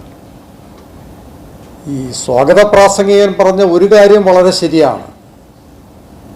നമ്മുടെ അവസ്ഥ എന്താണെന്ന് നമ്മൾ കൃത്യമായി വിലയിരുത്തണമെങ്കിൽ ഇടയ്ക്ക് നമ്മൾ കേരളത്തിന് പുറത്ത് മറ്റു സംസ്ഥാനങ്ങളിലൊക്കെ ഡ്യൂട്ടിക്ക് പോകണം. നിങ്ങൾ പറഞ്ഞു പഞ്ചാബിൽ, ഇവിടെ പോയപ്പോഴാണ് തമിഴ്നാട്ടിൽ, തൊട്ടടുത്ത തമിഴ്നാട്ടിലോ മറ്റേതെങ്കിലുമൊക്കെ സംസ്ഥാനത്ത് പോയി കഴിഞ്ഞാൽ നമുക്ക് പെട്ടെന്ന് തന്നെ നമ്മൾ ഒരു പടി കൂടി ഒന്നല്ല ഉയർന്ന പോലെ നമുക്ക് തോന്നും. നമ്മളൊക്കെ എത്ര മെച്ചപ്പെട്ട അവസ്ഥയിലാണെന്ന് തോന്നും. ഇത് നിങ്ങളുടെ കാര്യത്തിൽ മാത്രമല്ല, ഈ IPS ഉദ്യോഗസ്ഥൻ്റെ കാര്യത്തിലും ഇങ്ങനെ തന്നെയായിരുന്നു. ഞാൻ നാഷണൽ പോലീസ് അക്കാഡമിയിൽ 5 വർഷം ജോലി ചെയ്തിട്ടുണ്ട്. അതിന് മുൻപും അതിന് പിൻപും പല പരിശീലനത്തിനും പോയിട്ടുണ്ട്. അവിടെ ഈ ഇന്ത്യയുടെ വിവിധ സംസ്ഥാനങ്ങളിൽ നിന്ന് വരുന്ന ഉദ്യോഗസ്ഥർ ഉണ്ടാകാറുണ്ട്. എല്ലായിടത്തും, ജമ്മു ആൻഡ് കാശ്മീർ, നോർത്ത് ഈസ്റ്റും എല്ലാ സ്ഥലങ്ങളിൽ നിന്നുള്ള ആളുകൾ കാണും. എല്ലാവരും വലിയ സംഘർഷത്തോടു കൂടിയാണ് ഈ ട്രെയിനിങ്ങിന് വരുന്നത്. അവിടെ വന്ന് മറ്റുള്ളവരുമായൊക്കെ ഇടപഴകി അവരുടെ സംസ്ഥാനത്തെയും അവരുടെ ജോലി ചെയ്യുന്ന പ്രദേശത്തെയും അവസ്ഥകളൊക്കെ മനസ്സിലായി കഴിയുമ്പോൾ ഓരോരുത്തർക്കും ആശ്വാസമാണ്. ഞാൻ മാത്രമല്ല, എന്നേക്കാൾ മോശപ്പെട്ട അവസ്ഥയിലുള്ളവരും നമ്മുടെ ചുറ്റുമുണ്ട്. അതൊരു മൗലികമായ പ്രശ്നത്തിന് പരിഹാരമല്ലെങ്കിലും മനുഷ്യൻ പലപ്പോഴും അങ്ങനെയാണല്ലോ, ആപേക്ഷികമായിട്ടാണല്ലോ ചിന്തിക്കുന്നത്. അതൊരു ആ പരിശീലനം കൊണ്ട് അങ്ങനെ ഒരു പ്രയോജനമുണ്ട് എന്ന് ഞങ്ങൾ അക്കാഡമിയിൽ തമാശയായിട്ട് പറയുമായിരുന്നു. പോകുന്നവരൊക്കെ കുറേ കൂടി മെച്ചപ്പെട്ട അവസ്ഥയിലാണ്, അത് ഇങ്ങനെയാണ് സംഭവിക്കുന്നത് എന്ന് പറയുമായിരുന്നു. പക്ഷെ നമ്മൾ ഗൗരവമായിട്ട് നോക്കുമ്പോൾ പോലീസ് സേന അംഗങ്ങളുടെ ജോലി ചെയ്യുന്ന അവസ്ഥയെക്കുറിച്ച്, കേരളത്തിലെ അവസ്ഥയെക്കുറിച്ച് നമ്മൾ പരിശോധിക്കുമ്പോൾ എനിക്ക് തോന്നുന്നു അതിൻ്റെ മുന്നോടിയായി നമ്മുടെ രാജ്യത്ത് കേരളത്തിലെ പോലീസ് എവിടെ എത്തി നിൽക്കുന്നു എന്നതിനെപ്പറ്റി വളരെ വ്യക്തമായൊരു ധാരണ നമുക്കുണ്ടാകണം എന്നാണ് എനിക്ക് തോന്നുന്നത്. ഇപ്പം രാജ്യത്താകെ നമ്മളൊരു ഭരണഘടനയാണ്, ഭരണഘടനയുടെ കീഴിലാണ് നാം എല്ലാ സംസ്ഥാനങ്ങളും. രാജ്യത്താകെ ഉള്ള ക്രിമിനൽ നിയമങ്ങളും ഒക്കെ ഒന്നാണ്. പ്രാദേശികമായി മാറ്റമൊക്കെ വരുത്താമെങ്കിലും, പക്ഷേ എങ്കിലും ഇന്ത്യയിലെ ഓരോ സംസ്ഥാനത്തെയും പോലീസ് സംവിധാനം, അവിടുത്തെ പോലീസും ജനങ്ങളും തമ്മിലുള്ള ബന്ധം, പോലീസിൻ്റെ പ്രവർത്തന രീതി, ഇതിലൊക്കെ തന്നെ വളരെ വലിയ വ്യത്യാസമുണ്ട്. ക്രമസമാധാന പാലനം, കുറ്റാന്വേഷണം, ഇതൊക്കെയാണ് എല്ലായിടത്തും ഉദ്യോഗസ്ഥർ ചെയ്യുന്നത്. എല്ലാവരെയും നയിക്കുന്ന, നിയന്ത്രിക്കുന്ന നിയമങ്ങളും ഒന്നു തന്നെയാണ്. പക്ഷെ അടിസ്ഥാനപരമായി ഇത് കൈകാര്യം ചെയ്യുന്ന രീതിയിൽ വളരെ വലിയ വ്യത്യാസമുണ്ട്. ഞാനൊരു ഉദാഹരണം പറയാം.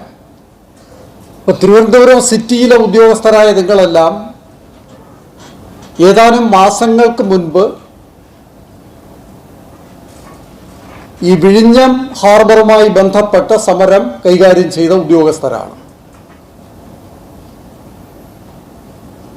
നമുക്കെല്ലാം അറിയാവുന്നൊരു കാര്യമാണ് അത് എത്രത്തോളം വലിയ സംഘർഷത്തിലേക്കും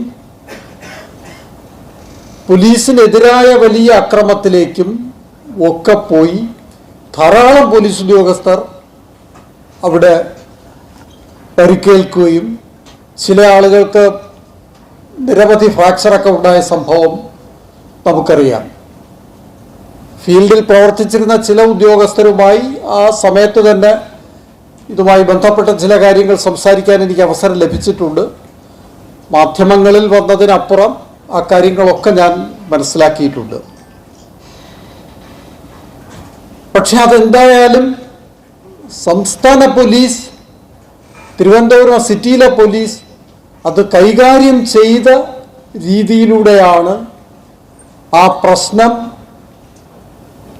സമാധാനപരമായ ഒരു പരിഹാരത്തിലേക്ക് പോവുകയും ഏതാനും ദിവസങ്ങൾക്ക് മുൻപ് അവിടെ വലിയ ആഘോഷമായി നമ്മുടെ സംസ്ഥാനത്തിൻ്റെ ദീർഘകാലാടിസ്ഥാനത്തിൽ വലിയ വികസനത്തിനുതകുന്ന ഒരു പ്രതീക്ഷയായി ആ പോർട്ട് ഒരു ഉദ്ഘാടന കർമ്മം നടന്നത്. നമ്മുടെ തൊട്ടടുത്ത സംസ്ഥാനമായ തമിഴ്നാട്ടിൽ ഏതാണ്ട് സമാനമായ ഒരു വ്യാവസായിക പ്രശ്നം, വ്യാവസായിക മേഖലയിലെ സംഘർഷ പ്രശ്നം തൂത്തിക്കുടിയിലുണ്ടായി. നിങ്ങളിൽ ചിലരെങ്കിലും ഓർക്കുന്നുണ്ടാവും. ഇവിടെ അദാനിയുടെ പോർട്ടായിരുന്നുവെങ്കിൽ, അങ്ങനെയാണല്ലോ നമ്മൾ പറയുന്നത്, അവിടെ വേദാന്തയുടെ സ്റ്റെർലൈറ്റ്സ് എന്ന് പറയുന്ന ഒരു കമ്പനിയായിരുന്നു. അതിനെതിരായി പ്രാദേശികമായ വലിയ എതിർപ്പ് വന്നു. പൊല്യൂഷൻ്റെ പേരിലാണ് എതിർപ്പ് വന്നത്. ഇതിനെതിരായ പ്രക്ഷോഭം എങ്ങനെയാണ് അവസാനിച്ചത് എന്ന് നിങ്ങളിൽ ചിലരെങ്കിലും ഓർക്കുന്നുണ്ടാവും. അതിനീ കഴിഞ്ഞിട്ടില്ല. 2018 വലിയ സംഘർഷത്തിൽ, പോലീസ് വെടിവയ്പിൽ 1 ഡസനിലധികം ആളുകൾ മരിച്ചു. ഏതാണ്ട് 13 പേര് മരിച്ചു എന്നാണ് എനിക്ക് തോന്നുന്നത്. അതോടുകൂടി ആ പ്രശ്നം തീർന്നു. ആ വ്യവസായം അവിടെ ഇല്ലാതായി. അതുമായി ബന്ധപ്പെട്ട് നാഷണൽ ഹ്യൂമൻ റൈറ്റ്സ് കമ്മീഷൻ വന്ന് പോലീസിനെയൊക്കെ ന്യായീകരിച്ചു. പക്ഷേ മദ്രാസ് ഹൈക്കോടതി അതിൻ്റെ പശ്ചാത്തലത്തിലേക്ക് കടന്നു ചെന്ന് ഉദ്യോഗസ്ഥർക്കെതിരായ നടപടിയിലോട്ടൊക്കെ പോയിക്കൊണ്ടിരിക്കുകയാണ്. നമ്മുടെ സമൂഹം മുന്നോട്ട് പോകുമ്പോൾ ആ സമൂഹത്തിലുണ്ടാകുന്ന സംഘർഷങ്ങൾ ജനാധിപത്യപരമായി പരിഹരിക്കുന്നതിൽ, സംഘർഷങ്ങൾ ഉണ്ടായാലും അതിനെ എങ്ങനെ സമാധാനപരമായി ജനാധിപത്യത്തിൻ്റെതായ രീതിയിൽ റിസോൾവ് ചെയ്യാം, പരിഹരിക്കാം എന്നുള്ളതിൽ ഇന്ത്യയിലെ ഏറ്റവും മികച്ച മാതൃകയാണ് കേരളത്തിലെ പോലീസ്. അതുപോലെ തന്നെയാണ് കുറ്റാന്വേഷണത്തിൻ്റെ കാര്യത്തിൽ. ഇവിടെ ചില നിർണായക കേസിലൊക്കെ സ്പെഷ്യൽ പ്രോസിക്യൂട്ടറായിരുന്ന വ്യക്തി ഇവിടെയുണ്ട്. എനിക്കും അദ്ദേഹത്തെ നേരിട്ട് ഞാൻ ചില കേസിൻ്റെ കാര്യത്തിലൊക്കെ ബന്ധപ്പെട്ടിട്ടുണ്ട്. നമ്മൾ പ്രമാദമായ പല കേസുകളും കൈകാര്യം ചെയ്ത രീതി, സ്ത്രീകൾ പീഡിപ്പിക്കപ്പെട്ട് കൊല ചെയ്യപ്പെട്ട സംഭവങ്ങൾ കേരളത്തിലുണ്ടായപ്പോൾ നമ്മളെങ്ങനെയാണ് കൈകാര്യം ചെയ്തത്? അതിലെ കുറ്റവാളികളെ നമ്മൾ അറസ്റ്റ് ചെയ്തു. ഇപ്പോൾ സൗമ്യയായാലും ജിഷയായാലും അതുപോലെ ഈ തെക്കൻ ജില്ലകളിലൊക്കെ പല കേസുകളിലും നമ്മൾ യഥാസമയം പ്രൊഫഷണലായി അന്വേഷിച്ച് പ്രതിയെ കണ്ടെത്തി നിയമത്തിൻ്റെ മുന്നിൽ കൊണ്ടുവന്ന് ശാസ്ത്രീയ തെളിവുകൾ നിരത്തി ശിക്ഷിച്ച് അവർക്ക് ജയിലിൽ പോകുന്ന സാഹചര്യം സൃഷ്ടിച്ചു. പക്ഷെ നമ്മുടെ തൊട്ടടുത്ത സംസ്ഥാനങ്ങളിലൊക്കെ നടക്കുന്ന അവസ്ഥ, ഹൈദരാബാദിൽ ഏതാനും വർഷം മുൻപ്, ഞാൻ വിരമിക്കുന്നതിന് തൊട്ട് മുൻപാണ്, ഒരു സ്ത്രീ കൊല ചെയ്യപ്പെട്ട സംഭവത്തിൽ പ്രതികളെ അറസ്റ്റ് ചെയ്തു. പിന്നെ നമ്മൾ കേൾക്കുന്നത് ഒരു വെളുപ്പിന് പ്രതികളെ എന്തോ തെളിവെടുപ്പിന് കൊണ്ടുപോകുന്നു, കുറ്റവാളികൾ ഏറ്റുമുട്ടലിൽ മരിക്കുന്നു. ഇപ്പം 8 ദിവസം മുമ്പ് തൊട്ടടുത്ത സംസ്ഥാനമായ ചെന്നൈ, തമിഴ്നാട്ടിലും ചെന്നൈയിലും ഇതുതന്നെ സംഭവിച്ചു. പ്രമാദമായൊരു കൊലപാതകത്തിൽ കുറ്റവാളികൾ പോലീസ് സ്റ്റേഷനിൽ സറണ്ടർ ചെയ്യുന്നു. മുഖ്യപ്രതിയുമായി അവിടുത്തെ പോലീസ് തെളിവെടുപ്പിന് പോകുന്നു. ആ തെളിവെടുപ്പിനിടയിൽ അയാൾ രക്ഷപ്പെടാൻ ശ്രമിക്കുന്നുവെന്നും പിന്നീട് അയാൾ കൊല ചെയ്യപ്പെടുന്നു, ഇങ്ങനെയൊക്കെയാണ് അവിടെ സംഭവിച്ചത്. അപ്പോൾ കുറ്റാന്വേഷണത്തിൻ്റെ കാര്യത്തിലായാലും ക്രമസമാധാന പാലനത്തിൻ്റെ കാര്യത്തിലായാലും ഇന്ത്യയിലെ പല സംസ്ഥാനങ്ങളും, ഇതര സംസ്ഥാനങ്ങൾ പലതും അടിസ്ഥാനപരമായി ജനാധിപത്യ സങ്കല്പത്തിലെ പോലീസ് എന്തായിരിക്കണം എന്നതിൽ നിന്ന് പലപ്പോഴും അകന്നുപോയിക്കൊണ്ടിരിക്കുന്ന ഒരു കാലഘട്ടത്തിലാണ് നിങ്ങൾ ഓരോരുത്തരും കേരളത്തിലെ പോലീസ് സേനയിലെ അംഗങ്ങളെന്ന നിലയിൽ നമ്മുടെ രാജ്യത്തിനു തന്നെ ഉത്തമമായ ഒരു മാതൃകയായി നിലകൊള്ളുന്നത്. ഇത് നിങ്ങൾ മനസ്സിലാക്കണം, ഇത് നാം മനസ്സിലാക്കണം. അത്തരമൊരു സേനയിൽ അംഗമായിരിക്കുക എന്ന് പറയുന്നത് അങ്ങേയറ്റം അഭിമാനകരമായൊരു കാര്യമാണ്. നമ്മൾ കാലികമായിട്ടുള്ള പ്രതിസന്ധികളെയും പ്രശ്നങ്ങളെയും പറ്റി പരിശോധിക്കുമ്പോൾ അങ്ങനെ കേരളം നേടിയ ഇന്ത്യയിലെ ഇതര സംസ്ഥാനങ്ങൾക്ക് മാതൃക എന്ന നിലയിൽ ജനാധിപത്യപരമായി എങ്ങനെ പോലീസിംഗ് നടപ്പാക്കാം എന്നതിൽ നമ്മൾ കാണിച്ചു കൊടുത്ത മാതൃകയെ മുന്നോട്ട് നയിക്കാൻ ഉതകുന്ന രീതിയിൽ ആകണം നമ്മളും അതിലേക്ക് സംഭാവന നൽകേണ്ടുന്നത്. ആ ഒരു ബോധം അത് കൂടിയേ തീരൂ. കാരണം നമ്മൾ മെച്ചപ്പെട്ടതാണ് എന്ന് പറയുമ്പോൾ, അനുഭവങ്ങളുടെയും തെളിവുകളുടെയും അടിസ്ഥാനത്തിൽ പറയുമ്പോൾ നമ്മളെല്ലാം തികഞ്ഞവരാണ് എന്നർത്ഥമില്ല.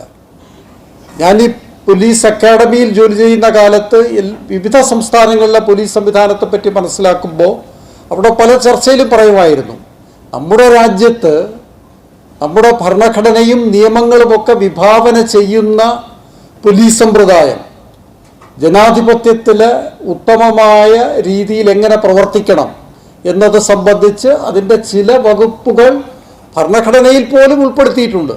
ലോകത്തൊരു ഭരണഘടനയിലും അങ്ങനെയില്ല. അത് വിമർശന വിധേയമായിട്ടുണ്ടെങ്കിലും ഒരുപക്ഷെ ഇന്ത്യയുടെ അവസ്ഥ മനസ്സിലാക്കി BR അംബേദ്കറെ പോലുള്ള ധിഷണാശാലികൾ അത് ഉൾപ്പെടുത്തിയതാണ്. ഇതൊക്കെയാണെങ്കിലും ആ നിയമവും ഭരണഘടനയും വിഭാവന ചെയ്യുന്ന അവസ്ഥയും പ്രായോഗികമായി വിവിധ സംസ്ഥാനങ്ങളിൽ നിലനിൽക്കുന്ന അവസ്ഥയും തമ്മിൽ വലിയൊരന്തരം ഇന്നും നിലനിൽക്കുന്നുണ്ട്. ആ അന്തരം ഏറ്റവും കുറഞ്ഞ ഒരു സംസ്ഥാനമാണ് കേരളം. അത് ഏറ്റവും കുറഞ്ഞ ഒരു സംസ്ഥാനമാണ്. ആ അന്തരം ഇല്ലാതായിട്ടില്ല. അതില്ലാതാക്കുന്നതിന് വേണ്ടി നമുക്ക് എങ്ങനെ മുന്നോട്ട് പോകാം എന്ന നിലയിലാണ് നമ്മൾ പ്രവർത്തിക്കേണ്ടുന്നത്. ആ ദിശയിൽ കേരളം വളരെ സുപ്രധാനമായ പല കാൽവയ്പ്പുകളും കാലക്രമേണ നമ്മൾ നടത്തിയിട്ടുണ്ട്. ഇവിടെ അധ്യക്ഷൻ സുധീർ ഖാൻ സൂചിപ്പിക്കുകയുണ്ടായി പുതിയ കേരള പോലീസ് ആക്ടിനെ കുറിച്ച്. ദേശീയ തലത്തിൽ തന്നെ ഏറെ പ്രകീർത്തിക്കപ്പെട്ടിട്ടുള്ള, ഏറെ അംഗീകാരം ലഭിച്ചിട്ടുള്ള ഒരു പോലീസ് നിയമമാണത്. ആ നിയമനിർമ്മാണത്തിൻ്റെ പ്രക്രിയയിൽ അന്നത്തെ ആഭ്യന്തരമന്ത്രി പരേതനായ ശ്രീ കോടിയേരി ബാലകൃഷ്ണന്റെ നേതൃത്വത്തിൽ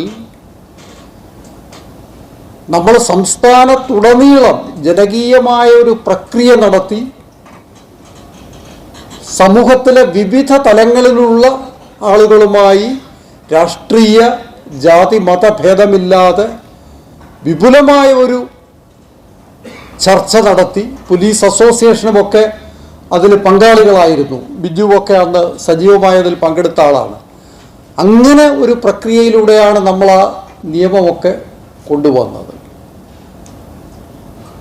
ഇതേ സമയത്ത് തന്നെ അത് 2006 ഒരു സുപ്രീം കോടതി വിധിയെ തുടർന്നാണ് ഈ നിയമനിർമ്മാണത്തിനാവശ്യമായ ഒരു തുടക്കം കുറിക്കുന്നത്. മറ്റു പല സംസ്ഥാനങ്ങളും ഇതിൻ്റെ ചുവട് പിടിച്ച്, ചില സംസ്ഥാനങ്ങൾ ആ സുപ്രീം കോടതി വിധിയുടെ ചുവട് പിടിച്ച് നിയമനിർമ്മാണത്തിലേക്ക് പോയി. പക്ഷേ പലരും പോയത് ബ്രിട്ടീഷുകാരുണ്ടാക്കിയ നിയമത്തെക്കാൾ പ്രതിലോമകരമായ രീതിയിലേക്കാണ് പോയിട്ടുള്ളത്. അപ്പം അങ്ങനെയൊക്കെ ഉള്ള ഒരു പശ്ചാത്തലത്തിലാണ് കേരളം പോലീസിങ്ങിൻ്റെ ഒരു വ്യത്യസ്തമായ ഒരു തുരുത്തായി ജനാധിപത്യ സമൂഹത്തിൽ പോലീസ് എന്തായിരിക്കണം എന്നതിന് രാജ്യത്തിനൊരു മാതൃക എന്ന നിലയിൽ ഉയർന്നു വരേണ്ടുന്ന ഒരു കാലഘട്ടത്തിലാണ് നിങ്ങൾ ഓരോരുത്തരും പോലീസ് സേനയിൽ അംഗമാകുന്നത്. ഈ പശ്ചാത്തലം നമ്മൾ മറക്കാൻ പാടില്ല.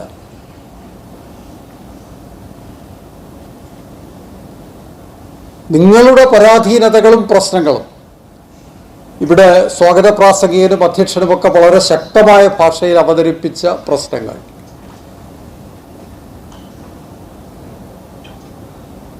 ഈ അംഗസംഖ്യയുടെ കാര്യം,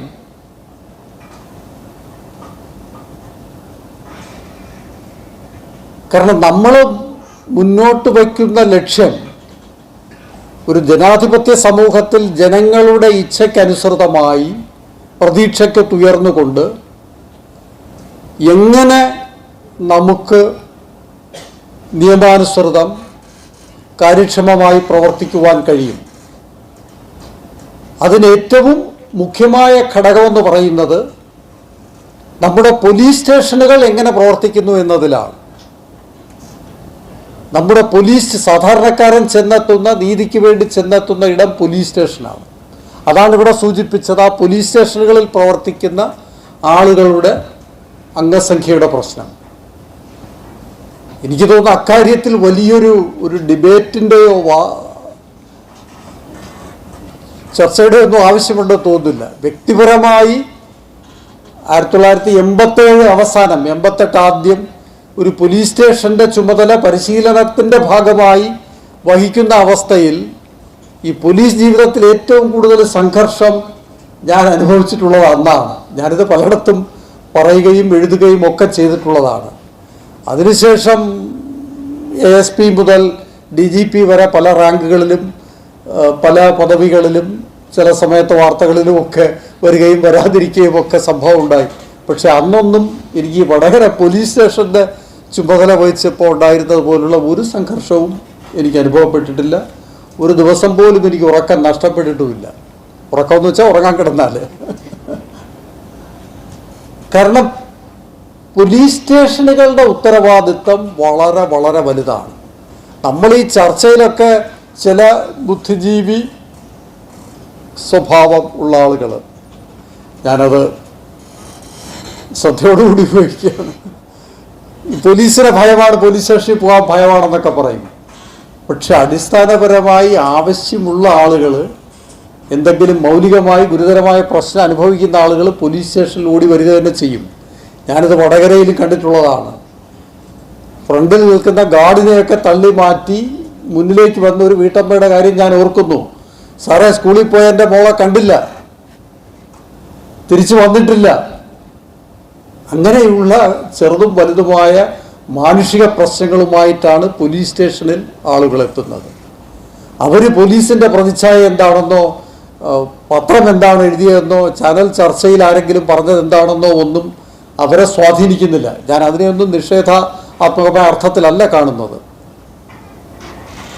പക്ഷെ അങ്ങനെ പോലീസ് സ്റ്റേഷനിൽ എത്തുന്ന പൗരന് കൃത്യമായി പ്രവർത്തിച്ച് നമുക്ക് യഥാസമയം അവൻ അർഹിക്കുന്ന നീതി ഉറപ്പാക്കുവാൻ കഴിയണം. അവിടെ പരിമിതികളുണ്ട്, അവിടെ വലിയ പ്രശ്നങ്ങളുണ്ട്.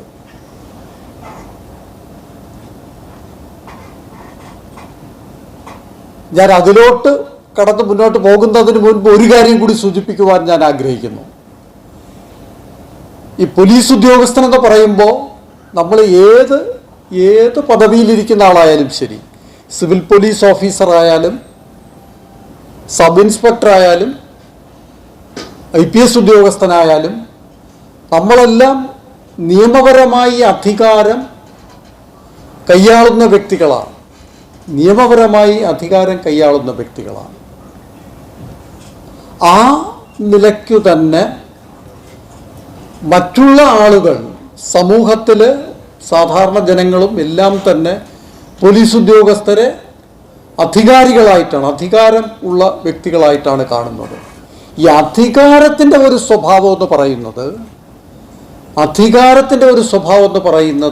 അതിനെ നമ്മൾ സൂക്ഷ്മതയോടുകൂടി അത് കൊണ്ടുപോയില്ല എങ്കിൽ അത് എത്ര നല്ല മനുഷ്യനായാലും അവരെ ഉള്ളിൽ കടന്ന് അതിനെ നമ്മളുടെ പെരുമാറ്റത്തെയും ഒക്കെ സ്വാധീനിക്കുവാനുള്ള സാധ്യതയുണ്ട്. ഇത് നമ്മൾ മനസ്സിലാക്കിയേ മതിയാകും. അവിടെയാണ് മാധ്യമങ്ങളുടെയൊക്കെ പ്രസക്തി വരുന്നത്. ഇപ്പോൾ മാധ്യമങ്ങളിലൂടെ ചർച്ച ചെയ്യപ്പെടുന്ന കാര്യങ്ങൾ നമുക്കത് ഇഷ്ടപ്പെട്ടാലും ഇഷ്ടപ്പെട്ടില്ലെങ്കിലും ശരി, പക്ഷേ ജനാധിപത്യ സംവിധാനത്തിൽ നമ്മൾ ഈ ഭാരിച്ച ഉത്തരവാദിത്തങ്ങൾ നിർവഹിക്കുവാൻ ചുമതലപ്പെട്ടിരിക്കുമ്പോൾ, അതിനുള്ള അധികാരം നമുക്ക് ലഭിക്കുമ്പോൾ, നമ്മുടെ പ്രവർത്തനങ്ങൾ നിരീക്ഷണ വിധേയമായില്ല എങ്കിൽ, നമ്മൾ അധികാരത്തിൻ്റെ പരിധി കടക്കുന്നുണ്ടോ എന്നുള്ള സാമൂഹ്യമായിട്ടുള്ള നിരീക്ഷണമില്ല എങ്കിൽ നമുക്ക് വഴിതെറ്റാനുള്ള സാധ്യത വളരെ വലുതാണ്. ഈ അടിയന്തരാവസ്ഥക്കാലത്ത് സംഭവിച്ചത് അതാണ്. കേരളത്തിലെ ഏറ്റവും വലിയ ഉദാഹരണം അതാണ്. അവരാരും ജന്മനാ മോശക്കാരായ ഉദ്യോഗസ്ഥരായിട്ടല്ല. ഇതാർക്കും സംഭവിക്കാവുന്നതാണ്. ഞാൻ വ്യക്തിപരമായൊരു ഉദാഹരണം ഇവിടെ ചൂണ്ടിക്കാട്ടാമെന്ന് തോന്നുന്നു. ഈ തൃശ്ശൂരിൽ ജോലി ചെയ്യുന്ന കാലത്ത് കമ്മ്യൂണിറ്റി പോലീസിങ്ങുമായി ബന്ധപ്പെട്ട് ഒരു സംരംഭം വെള്ളിക്കുളങ്ങര പോലീസ് സ്റ്റേഷനിൽ തുടങ്ങി.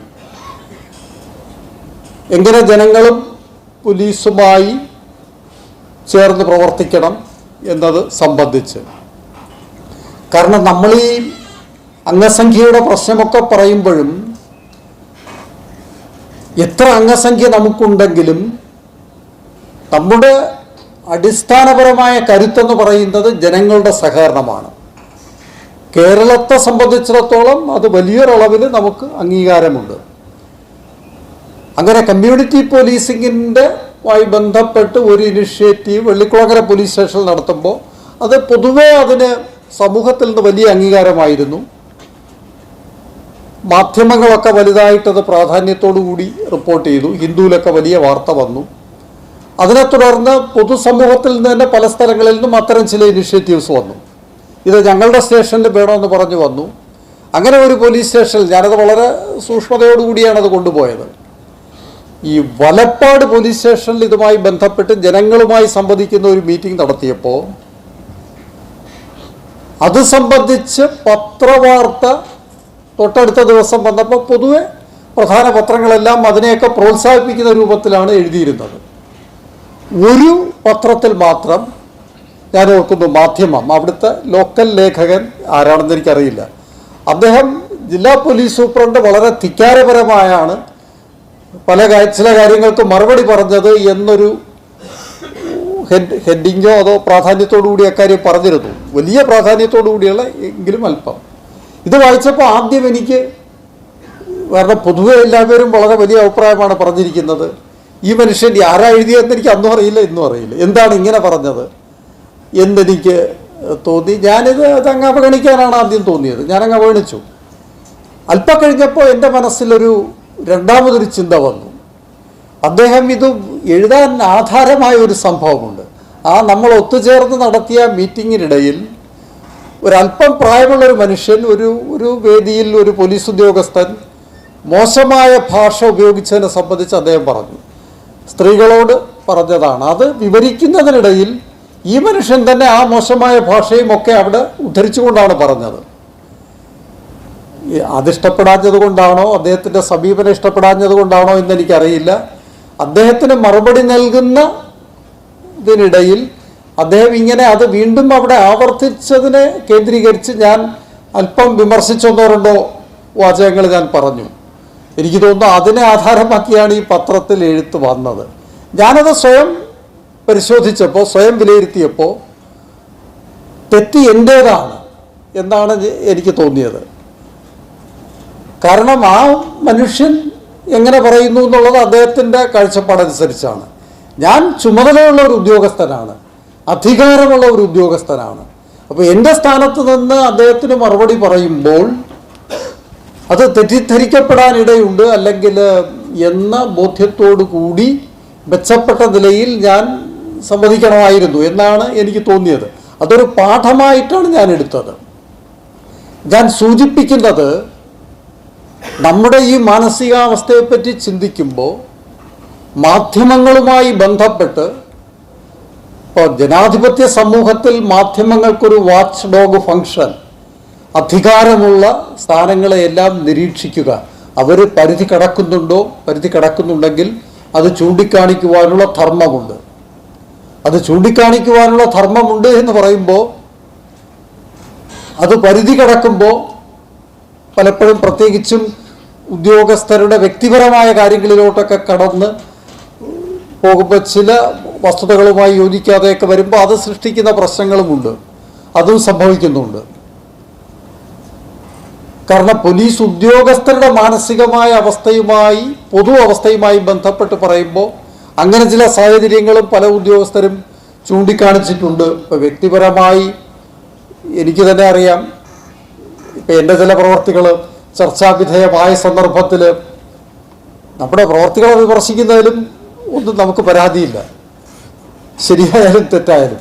ഒരു മനുഷ്യൻ പറഞ്ഞു, ഈ ഹേമേന്ദ്രന് IPS പരീക്ഷ എഴുതി കിട്ടിയത് തന്നെയാണോ എന്നെനിക്ക് സംശയമുണ്ടെന്ന നിലയിൽ. അതൊരു ചർച്ചയുടെ രസത്തിന് വേണ്ടി പറയുന്നതാണ്. ഞാനും ആ അർത്ഥത്തിലേ എടുത്തിട്ടുള്ളൂ. എനിക്ക് അദ്ദേഹത്തോട് പ്രത്യേകിച്ച് വിരോധമോ അല്ലെങ്കിലോ ഒന്നുമില്ല. ഇത് വളരെ മൃദുവായൊരു പ്രയോഗമാണ്, ഒരു ചർച്ച ഒഴിപ്പിക്കാൻ വേണ്ടിയുള്ളൊരു പ്രയോഗമാണ്. പക്ഷേ നമ്മുടെ താഴെത്തട്ടിലുള്ള പോലീസ് ഉദ്യോഗസ്ഥരുടെ കാര്യത്തിൽ വരുമ്പോൾ ചില ആക്ഷേപങ്ങളുമായൊക്കെ ബന്ധപ്പെട്ട് നടത്തുന്ന ചില പരാമർശങ്ങൾ അത് ഗുരുതരമായ പ്രശ്നങ്ങൾ ഉണ്ടാക്കുന്നുണ്ട് എന്നെനിക്കറിയാം. ഞാനത് സാന്ദർഭികമായി മറ്റ് പ്രശ്നത്തിലോട്ട് വരുന്നതിന് മുമ്പ് ഇത് സൂചിപ്പിച്ചു എന്ന് മാത്രമേ ഉള്ളൂ. തിരുവനന്തപുരത്ത് എന്നോടൊപ്പം ജോലി ചെയ്തിരുന്ന ഒരു ഉദ്യോഗസ്ഥൻ, തമ്പാനൂരിനടുത്താണ്, നിങ്ങളിൽ പലർക്കും അറിയാമായിരിക്കും, നിങ്ങളെക്കാൾ ശരാശരി ആളുകളെക്കാൾ പ്രായമുള്ള ആളാണ്. അയാൾ ആത്മഹത്യ ചെയ്തൊരു സംഭവം ഉണ്ടായി. ഞാൻ ആ വീട്ടിലൊക്കെ പോയിരുന്നു. എന്നോടൊപ്പം ചില ജോലികളിലൊക്കെ പങ്കെടുത്തിട്ടുള്ളൊരു മനുഷ്യനാണ്.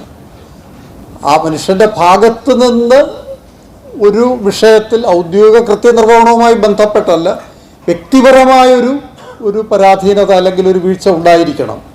പക്ഷെ അത് പ്രൊജക്റ്റ് ചെയ്യപ്പെട്ട രീതി, അയാൾ പോലീസ് ഉദ്യോഗസ്ഥനായതുകൊണ്ടാണ്, ഡ്യൂട്ടിയുമായി ബന്ധപ്പെട്ടതൊന്നുമല്ല എങ്കിൽ പോലും എന്താണ് എനിക്ക് തോന്നിയത്, അത് ഈ പോലീസ് ഉദ്യോഗസ്ഥനായിരിക്കുമ്പോൾ ഇങ്ങനെ ഒരു പ്രശ്നം കൂടി വരുന്നുണ്ട്. നമ്മൾ മാധ്യമ സ്വാതന്ത്ര്യം അങ്ങേയറ്റം വിലമതിക്കുമ്പോൾ, കാരണം പൗരസമൂഹത്തിന് നമ്മുടെ മനുഷ്യ അവകാശങ്ങൾക്ക്, എല്ലാവിധ അവകാശങ്ങൾക്കും ഏറ്റവും പ്രാധാന്യം കൊടുക്കുന്ന സമൂഹമാണല്ലോ കേരളം. അതുകൊണ്ടാണ് പോലീസ് അസോസിയേഷൻ തന്നെ ഇത്തരമൊരു വിഷയം പരസ്യമായി ചർച്ച ചെയ്യാൻ കഴിയുന്നത്. ഇന്ത്യയിൽ ഒരു സംസ്ഥാനത്തും ചർച്ച ചെയ്യില്ല എന്ന് മാത്രമല്ല, ചർച്ച ചെയ്യുന്നതിനെപ്പറ്റി ചിന്തിക്കാൻ പോലും കഴിയില്ല എന്നുള്ളതാണ് അവസ്ഥ. അപ്പോൾ അങ്ങനെ വരുമ്പോൾ മാധ്യമങ്ങളിൽ നിന്നും സമൂഹത്തിൻ്റെ പ്രതീക്ഷ വലുതാണ്, ഒപ്പം മാധ്യമങ്ങളുടെ ഉത്തരവാദിത്വവും വലുതാണ്. കാരണം നമ്മുടെ ജോലിയെ സംബന്ധിച്ചിപ്പം ഞാൻ ഒരിക്കൽ എഴുതേണ്ട, ഒരു ചുവട് അങ്ങോട്ട് വച്ചാൽ അത് അത്യാചാരമായി, അമിതാധികാര പ്രയോഗമായി, ഒരു ചുവട് ഇങ്ങോട്ട് വച്ചാൽ അത് നിഷ്ക്രിയത്വമായി. അപ്പോൾ വിമർശിക്കുവാൻ വളരെ എളുപ്പമുള്ളൊരു കർമ്മമേഖലയാണ് പോലീസിൻ്റേത്. അങ്ങനെ ഒരു പ്രശ്നം കൂടിയുണ്ട്. ഈ വിമർശന ബുദ്ധിയോടുകൂടി വരുന്ന ആളുകൾക്ക് ഇതിലൊരു ബാലൻസിങ് ഉണ്ടാക്കിയെടുക്കുവാൻ വളരെ വളരെ വളരെ പ്രധാനപ്പെട്ട ഒരു കാര്യമാണ്. അല്ലെങ്കിൽ കാരണം ഇത്തരത്തിലുള്ള ആക്ഷേപങ്ങളും പലപ്പോഴും പോലീസ് ഉദ്യോഗസ്ഥരുടെ, പ്രത്യേകിച്ച് ഇവിടെ എനിക്കൊന്ന് സ്വാഗത പ്രാസംഗികനാണെന്നൊന്ന് കുടുംബത്തിൻ്റെ പ്രശ്നം പറയുകയുണ്ടായി. അത് കുടുംബാംഗങ്ങളെയും ഒക്കെ ബാധിക്കുന്ന ഒരു വിഷയമാണ്. ഒരിക്കൽ ഞാനുമായി ബന്ധപ്പെട്ട വിഷയങ്ങൾ ഒരുപാട് സംസാരിച്ച ഒരു മനുഷ്യൻ പിന്നീട് കണ്ടപ്പോൾ എന്നോട് പറഞ്ഞു, സാറേ ഇതൊക്കെ രാഷ്ട്രീയമല്ലേ? ഞാനും ചിരിച്ചു, അദ്ദേഹം ചിരിച്ചു. അങ്ങനെ തന്നെയാണ് നമ്മൾ കാണുന്നത്. പക്ഷേ ഈ വ്യക്തിപരമായ ചില കാര്യങ്ങളിലോട്ട് കിടക്കുമ്പോൾ എനിക്ക് തോന്നുന്നു പലപ്പോഴും കുടുംബാംഗങ്ങളെ പോലും അത് ബാധിക്കുന്ന സാഹചര്യങ്ങൾ ഉണ്ടാകാം. അവിടെ മാധ്യമ സ്വാതന്ത്ര്യം എത്രത്തോളം സമൂഹത്തിൻ്റെ നന്മയ്ക്ക് ഉതകുന്ന തരത്തിലാണ്. കാരണം ഈ അധികാരത്തിൻ്റെ പരിധി കടന്ന് സ്വാർത്ഥമായത് വിനിയോഗിച്ചോ എന്നുള്ള നിലയിലുള്ള പരിശോധനയുമൊക്കെ ഗുണകരമാകും എന്നാണ് എനിക്ക് തോന്നുന്നത്. കാരണം ഇതെല്ലാം തന്നെ ഈ അംഗസംഖ്യ കൊണ്ട് മാത്രം പരിഹരിക്കപ്പെടാവുന്ന ഒരു വിഷയമല്ല പോലീസിൻ്റേത്. അംഗസംഖ്യയുടെ പ്രശ്നം ഞാൻ പറഞ്ഞു വന്നത് അതവിടെ നിൽക്കുന്നുണ്ട്, അതിൽ യാതൊരു സംശയമില്ലാത്തതാണ്. ഇവിടെ നേരത്തെ സൂചിപ്പിച്ചതുപോലെ 2010 AR ലോക്കൽ ഇൻ്റഗ്രേഷൻ നടത്തിയത് ഈ ഒരു ഉദ്ദേശത്തോടു കൂടിയാണ്. അതുമായി ബന്ധപ്പെട്ട ആദ്യ റിപ്പോർട്ട് എഴുതുവാൻ എനിക്ക് അവസരമുണ്ടായി. അപ്പോൾ ആ സന്ദർഭത്തിൽ ഒരു കാര്യം കൂടി, അതിൻ്റെ തുടർച്ചയായിട്ടാണ് ഈ സിവിൽ പോലീസ് ഓഫീസർ എന്നുള്ള ആ ഒരു നാമധേയവും വന്നത്. അത് വെറുമൊരു നാമധേയമല്ല. സിവിൽ പോലീസ് ഓഫീസർ എന്ന് പറയുന്നത് നമ്മുടെ പോലീസിൻ്റെ സമൂഹവുമായി ബന്ധപ്പെട്ട് കിടക്കുന്ന ആ ഒരു ഐഡൻറ്റിറ്റി എസ്റ്റാബ്ലിഷ് ചെയ്ത് വരുന്നതിന് വേണ്ടി വന്ന ഒന്നാണ്. സമീപകാലത്ത് നമ്മുടെ ഈ സംഘർഷങ്ങളെല്ലാം തന്നെ ഏറ്റവും ഫോക്കസിൽ വന്നത് അങ്ങേയറ്റം ദുഃഖകരമായ ചില ആത്മഹത്യകൾ കൊണ്ടാണ്. നമ്മുടെ ഒരു സഹപ്രവർത്തകൻ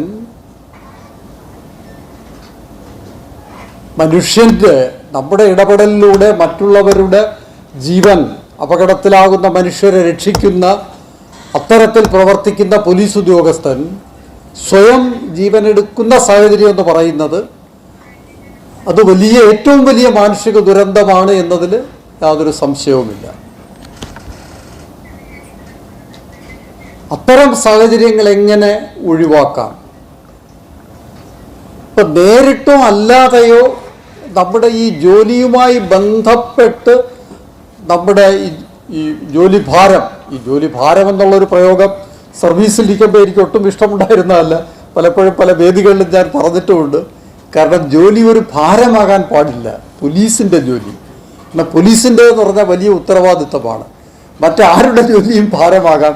കാരണം നമ്മുടേത് സമൂഹത്തോടുള്ള, പൗരനോടുള്ള ഒരു കടപ്പാടും ഉത്തരവാദിത്വവും ഒക്കെയാണ്. അതൊരു ഭാരം വഹിക്കലല്ല, അതൊരു ചുമതല നിർവഹിക്കലാണ്. ആ ഒരു ബോധമുണ്ടെങ്കിലും സാങ്കേതികമായ ഒരു ജോലി ഭാരമെന്ന് പറയാം. നമ്മുടെ ഈ തിരക്കിനിടയിൽ പോലീസ് സ്റ്റേഷനുകളിലെയും പ്രത്യേകിച്ചും ഈ സിറ്റിയിൽ എനിക്കറിയാം, പല കപ്പാസിറ്റിയിൽ ഇവിടെ ജോലി ചെയ്തിട്ടുള്ള ഉദ്യോഗസ്ഥൻ എന്നുള്ള നിലയിൽ എനിക്കറിയാം, ഈ തിരക്കിനിടയിൽ പരസ്പരം മറ്റുള്ളവരുടെ വിഷയങ്ങളും പ്രശ്നങ്ങളുമൊക്കെ അറിയുവാനുള്ള അവസരം പോലും നമുക്ക് പലപ്പോഴും നഷ്ടപ്പെടുകയാണ്.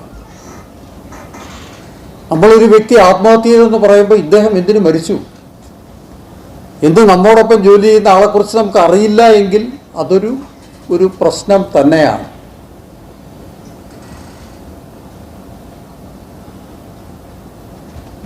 അത്തരം സാഹചര്യങ്ങളെ നമുക്കെങ്ങനെ ഒഴിവാക്കാം?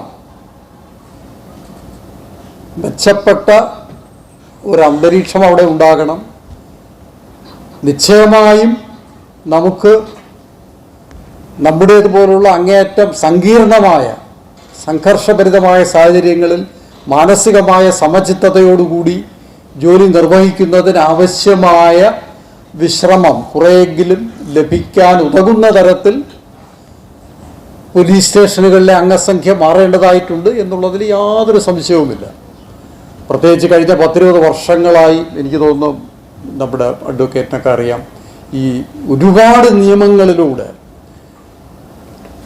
പ്രത്യേകിച്ച് നിർഭയ സംഭവത്തിന് ശേഷം നല്ല സാമൂഹ്യ ഇടപെടൽ തന്നെയാണ് വന്ന ധാരാളം സ്ത്രീ സംരക്ഷണ, കുട്ടികളുടെ സംരക്ഷണത്തിന് വേണ്ടിയുള്ള IT-യുമായി ബന്ധപ്പെട്ടിട്ടുള്ള ഒക്കെ ധാരാളം നിയമങ്ങളിലൂടെ പോലീസിൻ്റെ ഉത്തരവാദിത്വം നിയമപരമായ ഉത്തരവാദിത്വം വളരെ വർദ്ധിച്ചിട്ടുണ്ട്. അതുപോലെ തന്നെ ഈ IT രംഗത്തുണ്ടായ വികസനത്തിൻ്റെയൊക്കെ ഭാഗമായി കുറ്റകൃത്യങ്ങളുടെ മാത്രമല്ല ജീവിതശൈലി തന്നെ, തിരുവനന്തപുരം നഗരത്തിലൊക്കെ രാത്രിയിൽ ജോലി ചെയ്യുന്ന ധാരാളം ആളുകളുണ്ട്. അവരുടെ സുരക്ഷിതത്വമൊക്കെ ഇത് ലോക നഗരങ്ങളിലൊക്കെ തന്നെ പലയിടത്തും വലിയ പ്രശ്നമാണ്. അപ്പോൾ അവിടെയൊക്കെ അതൊക്കെ മാനേജ് ചെയ്യാൻ കഴിയുന്നത് നിങ്ങളുടെ സജീവമായ ഇടപെടലുകൾ കൊണ്ടാണ്. ഇതൊക്കെ കണക്കാക്കി നമ്മുടെ അംഗസംഖ്യ പരിഷ്കരിക്കേണ്ടതുണ്ട് എന്ന കാര്യത്തിൽ യാതൊരു സംശയവുമില്ലാത്തതാണ്. പക്ഷെ ഇതൊക്കെയാണെങ്കിലും ഈ ആത്മഹത്യ പോലുള്ള പ്രശ്നങ്ങൾ ഒഴിവാക്കണമെങ്കിൽ അതിനപ്പുറം, അംഗസംഖ്യയ്ക്കപ്പുറം കടന്ന് നമുക്ക് ചിന്തിക്കേണ്ടതായിട്ടുണ്ട്.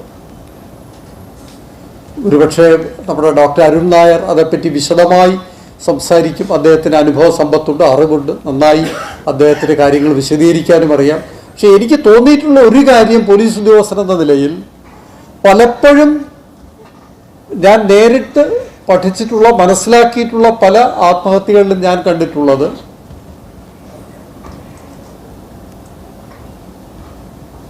അങ്ങേയറ്റം നിരുപദ്രവകരമായ, വളരെ നിസ്സാരമെന്നോ ബാലിശമെന്നോ പറയാവുന്ന കാര്യങ്ങളുടെ പേരിൽ ആത്മഹത്യ ചെയ്യുന്ന പോലീസ് ഉദ്യോഗസ്ഥരുണ്ട്. ഏതാനും വർഷം മുമ്പ് ഒരു ഉദ്യോഗസ്ഥൻ ആത്മഹത്യ ചെയ്തതിൻ്റെ കാരണമെന്ന് പറയുന്നത് അദ്ദേഹം ഇട്ട ഒരു FIR ആണ്. ആ FIR എന്ന് പറയുന്നത് UAPA ആക്ട് ഉപയോഗിച്ചുള്ള ഒരു FIR ആണ്. അദ്ദേഹത്തിന് പരിചയമില്ല, ആ പോലീസ് സ്റ്റേഷനിൽ ആർക്കും അത് പരിചയമില്ല, ആരൊക്കെ പറഞ്ഞു കൊടുത്ത അതിൻ്റെ അടിസ്ഥാനത്തിൽ ഇട്ടതാണ്. അത് എന്തെങ്കിലും മിസ്റ്റേക്ക് ഉണ്ടെങ്കിൽ അതൊക്കെ നമുക്ക് പരിഹരിക്കാവുന്നതേ ഉള്ളൂ. തിരുവനന്തപുരത്തല്ല, അധികം ദൂരെ അല്ലാത്ത മറ്റൊരു ജില്ലയിലാണ്. എനിക്ക് ആളിൻ്റെ ഐഡൻറ്റിറ്റി ഒന്നും പറയേണ്ടതില്ലാത്തത് കൊണ്ട് ഞാൻ അതിലോട്ട് കടക്കുന്നില്ല എന്നേ ഉള്ളൂ. അതിനുശേഷം പലരും അതിൽ കുറ്റം പറഞ്ഞു, അതിൽ അപാകതയുണ്ട്, ഇത് എന്തുകൊണ്ട് വന്നു, അങ്ങനെ വന്നു, ഇങ്ങനെ വന്നു എന്നൊക്കെ പറഞ്ഞു. ഈ മനുഷ്യനാകെ ഭയമായി. ഇവരെല്ലാം അദ്ദേഹം അത്തരമൊരു മാനസികാവസ്ഥയുള്ള ഒരു വ്യക്തിയാണെന്ന് കരുതുക. ഒരു പക്ഷേ ഏതെങ്കിലുമൊക്കെ സഹപ്രവർത്തകർ അദ്ദേഹത്തോട് ഇതിന് അത്ര വലിയ കോൺസിക്വൻസ് ഒന്നുമില്ല. യഥാർത്ഥത്തിൽ ഈ പല പ്രശ്നങ്ങളും പരിധി വിട്ട് വലുതാകുന്നത് നമ്മുടെ മനസ്സിലാണ്. ശരിയാവണ്ണം ഗൈഡ് ചെയ്യാൻ കഴിയുന്ന, എന്താണ് ഇതിൻ്റെ സാധ്യതകൾ അല്ലെങ്കിൽ പ്രശ്നങ്ങൾ എന്ന നിലയിൽ ഗൈഡ് ചെയ്യാൻ കഴിയുന്ന സഹപ്രവർത്തകരോ ആരെങ്കിലുമൊക്കെ ഉണ്ടെങ്കിൽ ഒഴിവായി പോകാവുന്നതേ ഉള്ളൂ. അങ്ങനെയുള്ള ധാരാളം സംഭവങ്ങൾ ഉണ്ടാകുന്നുണ്ട്. പിന്നെ അല്പം മനുഷ്യന് ചിലപ്പോൾ തെറ്റുവരും, പക്ഷെ ബോധപൂർവം അധികാര ദുർവിനിയോഗം നടത്തുന്ന കാര്യങ്ങളും അതിനപ്പുറം മാനുഷികമായി ഉണ്ടാകാവുന്ന വീഴ്ചകളും ഇത് തമ്മിൽ വിവേചിക്കാൻ നമുക്ക് കഴിയണം. കാരണം ഈ നിയമവ്യവസ്ഥ എന്ന് പറയുന്നത് തന്നെ അങ്ങനെയാണല്ലോ. നിയമങ്ങളൊക്കെ തന്നെ മനുഷ്യനുണ്ടാക്കി വെച്ചിരിക്കുന്ന ഒരു ചട്ടവട്ടമാണല്ലോ. ഇപ്പോൾ കൊലപാതകമെന്ന് നമ്മൾ പറയുമ്പോൾ വലിയ പദ്ധതിയോടുകൂടി ഗൂഢാലോചന നടത്തി ഇപ്പോൾ രാജീവ് ഗാന്ധിയെ അസാസിനേറ്റ് ചെയ്യുന്നത് കൊലപാതകമാണ്. ജീവിക്കാൻ നിവൃത്തിയില്ലാത്ത ഒരു വീട്ടമ്മ കുഞ്ഞുമായി ആത്മഹത്യക്ക് ശ്രമിച്ചു, കുഞ്ഞു മരിച്ചു, അമ്മ മരിച്ചില്ല, അതും നിയമത്തിൻ്റെ ദൃഷ്ടിയിൽ കൊലപാതകം തന്നെയാണ്. അതുപോലെ തന്നെയാണ് വീഴ്ചകളും. മനുഷ്യൻ്റെ വീഴ്ചകളെന്ന് പറയുമ്പോൾ അധികാര ദുർവിനിയോഗം നടത്തി അങ്ങേയറ്റം വൃത്തികെട്ട ഒരു പ്രവൃത്തി ചെയ്ത വ്യക്തിയെയും സ്വാഭാവികമായി നമ്മുടെ തിരക്കിനിടയിൽ അല്ലെങ്കിൽ ഏതെങ്കിലും പ്രലോഭനത്തിലൊക്കെ സംഭവിക്കാവുന്ന വീഴ്ചയും തമ്മിൽ വിവേചിക്കാൻ നമുക്ക് കഴിയണം. പലപ്പോഴും അത്തരം സന്ദർഭങ്ങളിലും ഒക്കെ തന്നെ ജീവൻ എടുക്കുന്ന അവസ്ഥ ഉണ്ടാകുന്നുണ്ട്. ഞാൻ ഓർക്കുന്നു, കുറേ കാലം മുമ്പ് ഒരു പോലീസ് ഉദ്യോഗസ്ഥൻ ആത്മഹത്യ ചെയ്തത് അദ്ദേഹം ഒരു ചിത്രം തെറ്റായ നിലയിൽ ഒരു ഗ്രൂപ്പിൽ ഇട്ടു. അദ്ദേഹം ഇടാൻ പാടില്ലാത്തൊരു ചിത്രമാണ്, അദ്ദേഹത്തിന് അബദ്ധം പറ്റിയതാണ്. സ്വകാര്യതയിൽ മറ്റൊരു വ്യക്തിക്ക് പങ്കുവയ്ക്കുന്നതിനിടയിൽ അബദ്ധത്തിൽ വന്നതാണ്. ഇപ്പം ഞാൻ ഓർക്കുകയായിരുന്നു, ഞാൻ ഉൾപ്പെട്ട ഒരു ഗ്രൂപ്പിൽ അതിലൊരുപാട് എല്ലാം പല പോലീസിന് പുറത്തുള്ള വ്യക്തികളും ഒക്കെ ഉണ്ട്. ആത്മീയതയുമായി ബന്ധപ്പെട്ട് പ്രവർത്തിക്കുന്ന ഒരു വ്യക്തി, അദ്ദേഹത്തിന് ഒരിക്കലും ഇത്തരം ഒരു അബദ്ധം പറ്റി. ഒരു ചിത്രം വന്നു, അത്ര അപകടകാരിയല്ല. ഉടനെ തന്നെ ആരോ വിളിച്ച് പറഞ്ഞു, അങ്ങേക്ക് അബദ്ധം പറ്റിയിട്ടുണ്ട്. അപ്പോഴാണ് അദ്ദേഹം അറിയുന്നത്. അദ്ദേഹം അതിനൊരു വിശദീകരണം തന്നു. പിന്നെ ഉടനെ തന്നെ അത് ഡിലീറ്റ് ചെയ്തു. പ്രശ്നം അവിടെ അവസാനിച്ചു. ആരും അറിയില്ല. ഒരുപക്ഷെ ഞങ്ങൾ പോലും അത് ശ്രദ്ധിച്ചിട്ടില്ല. ഇങ്ങനെ ഒരു സന്ദർഭം വന്നപ്പോഴാണ് ഞാനത് ഓർത്തത്. ഒരു പോലീസ് ഉദ്യോഗസ്ഥന് ആ ഒരു പരിഗണന ഒരിക്കലും കിട്ടില്ല. അയാൾ ഡ്യൂട്ടിയുമായി ബന്ധപ്പെട്ടതോ അല്ലെങ്കിൽ മറ്റേതെങ്കിലുമൊക്കെ ആണെങ്കിൽ. പക്ഷെ നമ്മളും അത് മനസ്സിലാക്കേണ്ടതായിട്ടുണ്ട്. ഒരു പോലീസ് ഉദ്യോഗസ്ഥനായിരിക്കുക എന്ന് പറയുന്നത് വളരെ വലിയ ഒരു ഉത്തരവാദിത്തമാണ്. നമ്മുടെ പേഴ്സണൽ കോണ്ടാക്ട്, വ്യക്തിപരമായ സ്വകാര്യതയിലും ഒക്കെ ഉള്ള, ജോലിക്ക് പുറത്തുമൊക്കെ ഉള്ള പെരുമാറ്റം സർവീസിൽ നിന്ന് വിരമിച്ചാലും നമ്മളത് സൂക്ഷിക്കേണ്ടതാണ് എന്നാണ് എനിക്ക് തോന്നുന്നത്. കാരണം അങ്ങനെ ഇദ്ദേഹം പോലീസിലായിരുന്നില്ല എന്ന് ആരെങ്കിലും ചോദിക്കും. ഇദ്ദേഹം പോലീസിലും ഇങ്ങനെയൊക്കെ ആയിരുന്നു. ആ ഒരു ജാഗ്രത, അല്പം എന്ന് മനഃപൂർവ്വം പറയുന്നതാണ്. നിങ്ങൾ കൂടുതൽ പ്രതീക്ഷിച്ചാലോ എന്നുള്ളതുകൊണ്ട് അത് കൂടിയേ തീരൂ. കാരണം അടിസ്ഥാനപരമായി ഒരു പോലീസ് ഉദ്യോഗസ്ഥനായിരിക്കുക എന്ന് പറയുന്നത് എൻ്റെ അനുഭവത്തിൻ്റെ വെളിച്ചത്തിൽ, സർവീസിലും വിരമിച്ച ശേഷവും ഞാൻ കാണുന്ന എൻ്റെ നിരീക്ഷണത്തിൻ്റെ വെളിച്ചത്തിൽ, ഒരു പോലീസ് ഉദ്യോഗസ്ഥന് ലഭിക്കുന്ന സേവനത്തിനുള്ള അവസരം, സാധ്യത എന്ന് പറയുന്നത് അത് സമാനതകളില്ലാത്തതാണ്. ഞാൻ പോലീസ് ഉദ്യോഗസ്ഥനാകാൻ സ്വപ്നം കണ്ടുവന്ന ആളൊന്നുമല്ല. അത് ഞാൻ എഴുതിയിട്ടുണ്ട്. അവിചാരിതമായി വന്നതാണ്. പക്ഷെ നമ്മൾ അതിലോട്ട് കടന്നു ചെല്ലുമ്പോൾ മാനുഷികമായി നമുക്ക് ചെയ്യാൻ കഴിയുന്ന കാര്യങ്ങൾ, ആളുകളുമായി ബന്ധപ്പെട്ട്, പ്രത്യേകിച്ച് നിങ്ങളെപ്പോലെ ഫീൽഡ് തലത്തിലൊക്കെ പ്രവർത്തിക്കുന്ന ആളുകൾക്ക് നിങ്ങളുടെ നല്ല ഇടപെടലുകൾ എത്രയോ മനുഷ്യൻ്റെ കണ്ണീരൊപ്പുന്നുണ്ട്, എത്ര പേർക്ക് ആശ്വാസം പകരുന്നുണ്ട്. അങ്ങനെയുള്ള ഒരു ഉജ്ജ്വലമായൊരു കർമ്മമേഖലയിൽ പ്രവർത്തിക്കുവാൻ അവസരം ലഭിക്കുന്ന നിങ്ങളുടെ പ്രശ്നങ്ങൾ പരിഹരിക്കുവാൻ നിശ്ചയമായും ഉത്തരവാദപ്പെട്ടവർ, അതിനുള്ള ശബ്ദം അതിൻ്റേതായ രീതിയിൽ അതിൻ്റെ അന്തസ്സോടുകൂടി അവകാശം ഉപയോഗിച്ചുകൊണ്ട് നമുക്ക് മുന്നോട്ട് വയ്ക്കണം. പക്ഷേ ആ പദവിയിലെത്തുക എന്ന് പറയുന്ന ഒരു വലിയ ഉത്തരവാദിത്വമാണ്, അതൊരു ഭാഗ്യമാണ്, അതൊരു അവസരമാണ് എന്ന് കണ്ട് മുന്നോട്ട് പോകണം. ഞാൻ ഓർക്കുന്നു, അക്കാഡമിയിൽ ജോലി ചെയ്യുന്ന കാലത്ത് ഒരു സെമിനാറിൽ ഈ NGO, ഒരു ഉദ്യോഗസ്ഥന് ഒരു NGO നടത്തുന്ന അതിൻ്റെ മഹത്വത്തെപ്പറ്റി പറഞ്ഞു. അവിടെ ഈ അനാഥരായ കുട്ടികൾക്ക് സംരക്ഷണം നൽകുന്ന ഒക്കെ ഒരു NGO ആണ്. ഒരുപാട് ഇതിൻ്റെ മഹാത്മ്യം വർണ്ണിച്ചപ്പോൾ ഞാൻ പറഞ്ഞു, നിങ്ങൾ നേരെ ചൊവ്വേ പ്രവർത്തിച്ചിരുന്നെങ്കിൽ ആ സമൂഹത്തിൽ ഇത്രയും അനാഥർ ഉണ്ടാകില്ലായിരുന്നു. അവിടെ വർഗീയ ലഹളയും മറ്റു പ്രശ്നങ്ങളും ഉണ്ടായാണ് കുറേ പേർ അനാഥത്വം അവിടെ ഉണ്ടായത്. നിങ്ങളിപ്പോൾ ആ പ്രശ്നം പരിഹരിക്കുന്നുണ്ട്. പോലീസ് ഉദ്യോഗസ്ഥൻ്റെ സാർത്ഥകമായ ഉത്തരവാദിത്വത്തോടു കൂടിയുള്ള പ്രൊഫഷണലായിട്ടുള്ള പ്രവർത്തനം, അത് സമൂഹത്തിൽ അത് ഏറ്റവും വലിയ സാമൂഹ്യ സേവനമാണ്. അതിലൂടെ കൈവരിക്കുവാൻ കഴിയുന്നതിന് സമാനതകളില്ലാത്തതാണ്. ഒറ്റ കാര്യം മാത്രം 2 വാക്കിൽ പറഞ്ഞുകൊണ്ട് ഞാൻ അവസാനിപ്പിക്കാം. അടിസ്ഥാനപരമായ നിങ്ങളുടെ പ്രശ്നങ്ങൾ പരിഹരിക്കേണ്ടതായിട്ടുണ്ട്. പക്ഷെ അതോടൊപ്പം തന്നെ നിങ്ങൾ മികച്ച പ്രൊഫഷണലുകളായി ഉയരാൻ ശ്രമിക്കണം.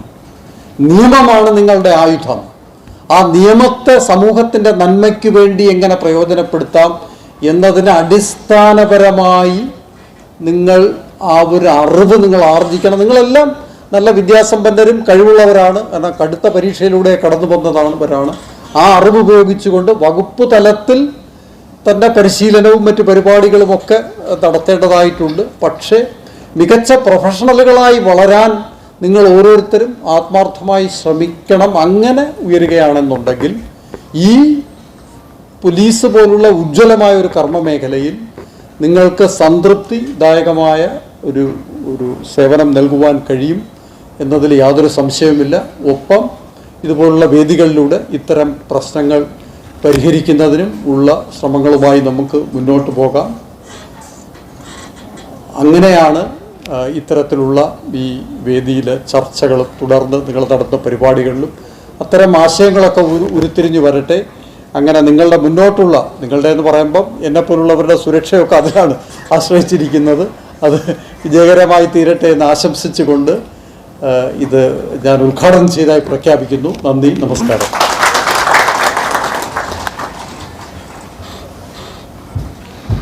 നന്ദി sir. Shri P G Suresh Kumar സാറിനെ ക്ഷണിക്കുന്നു.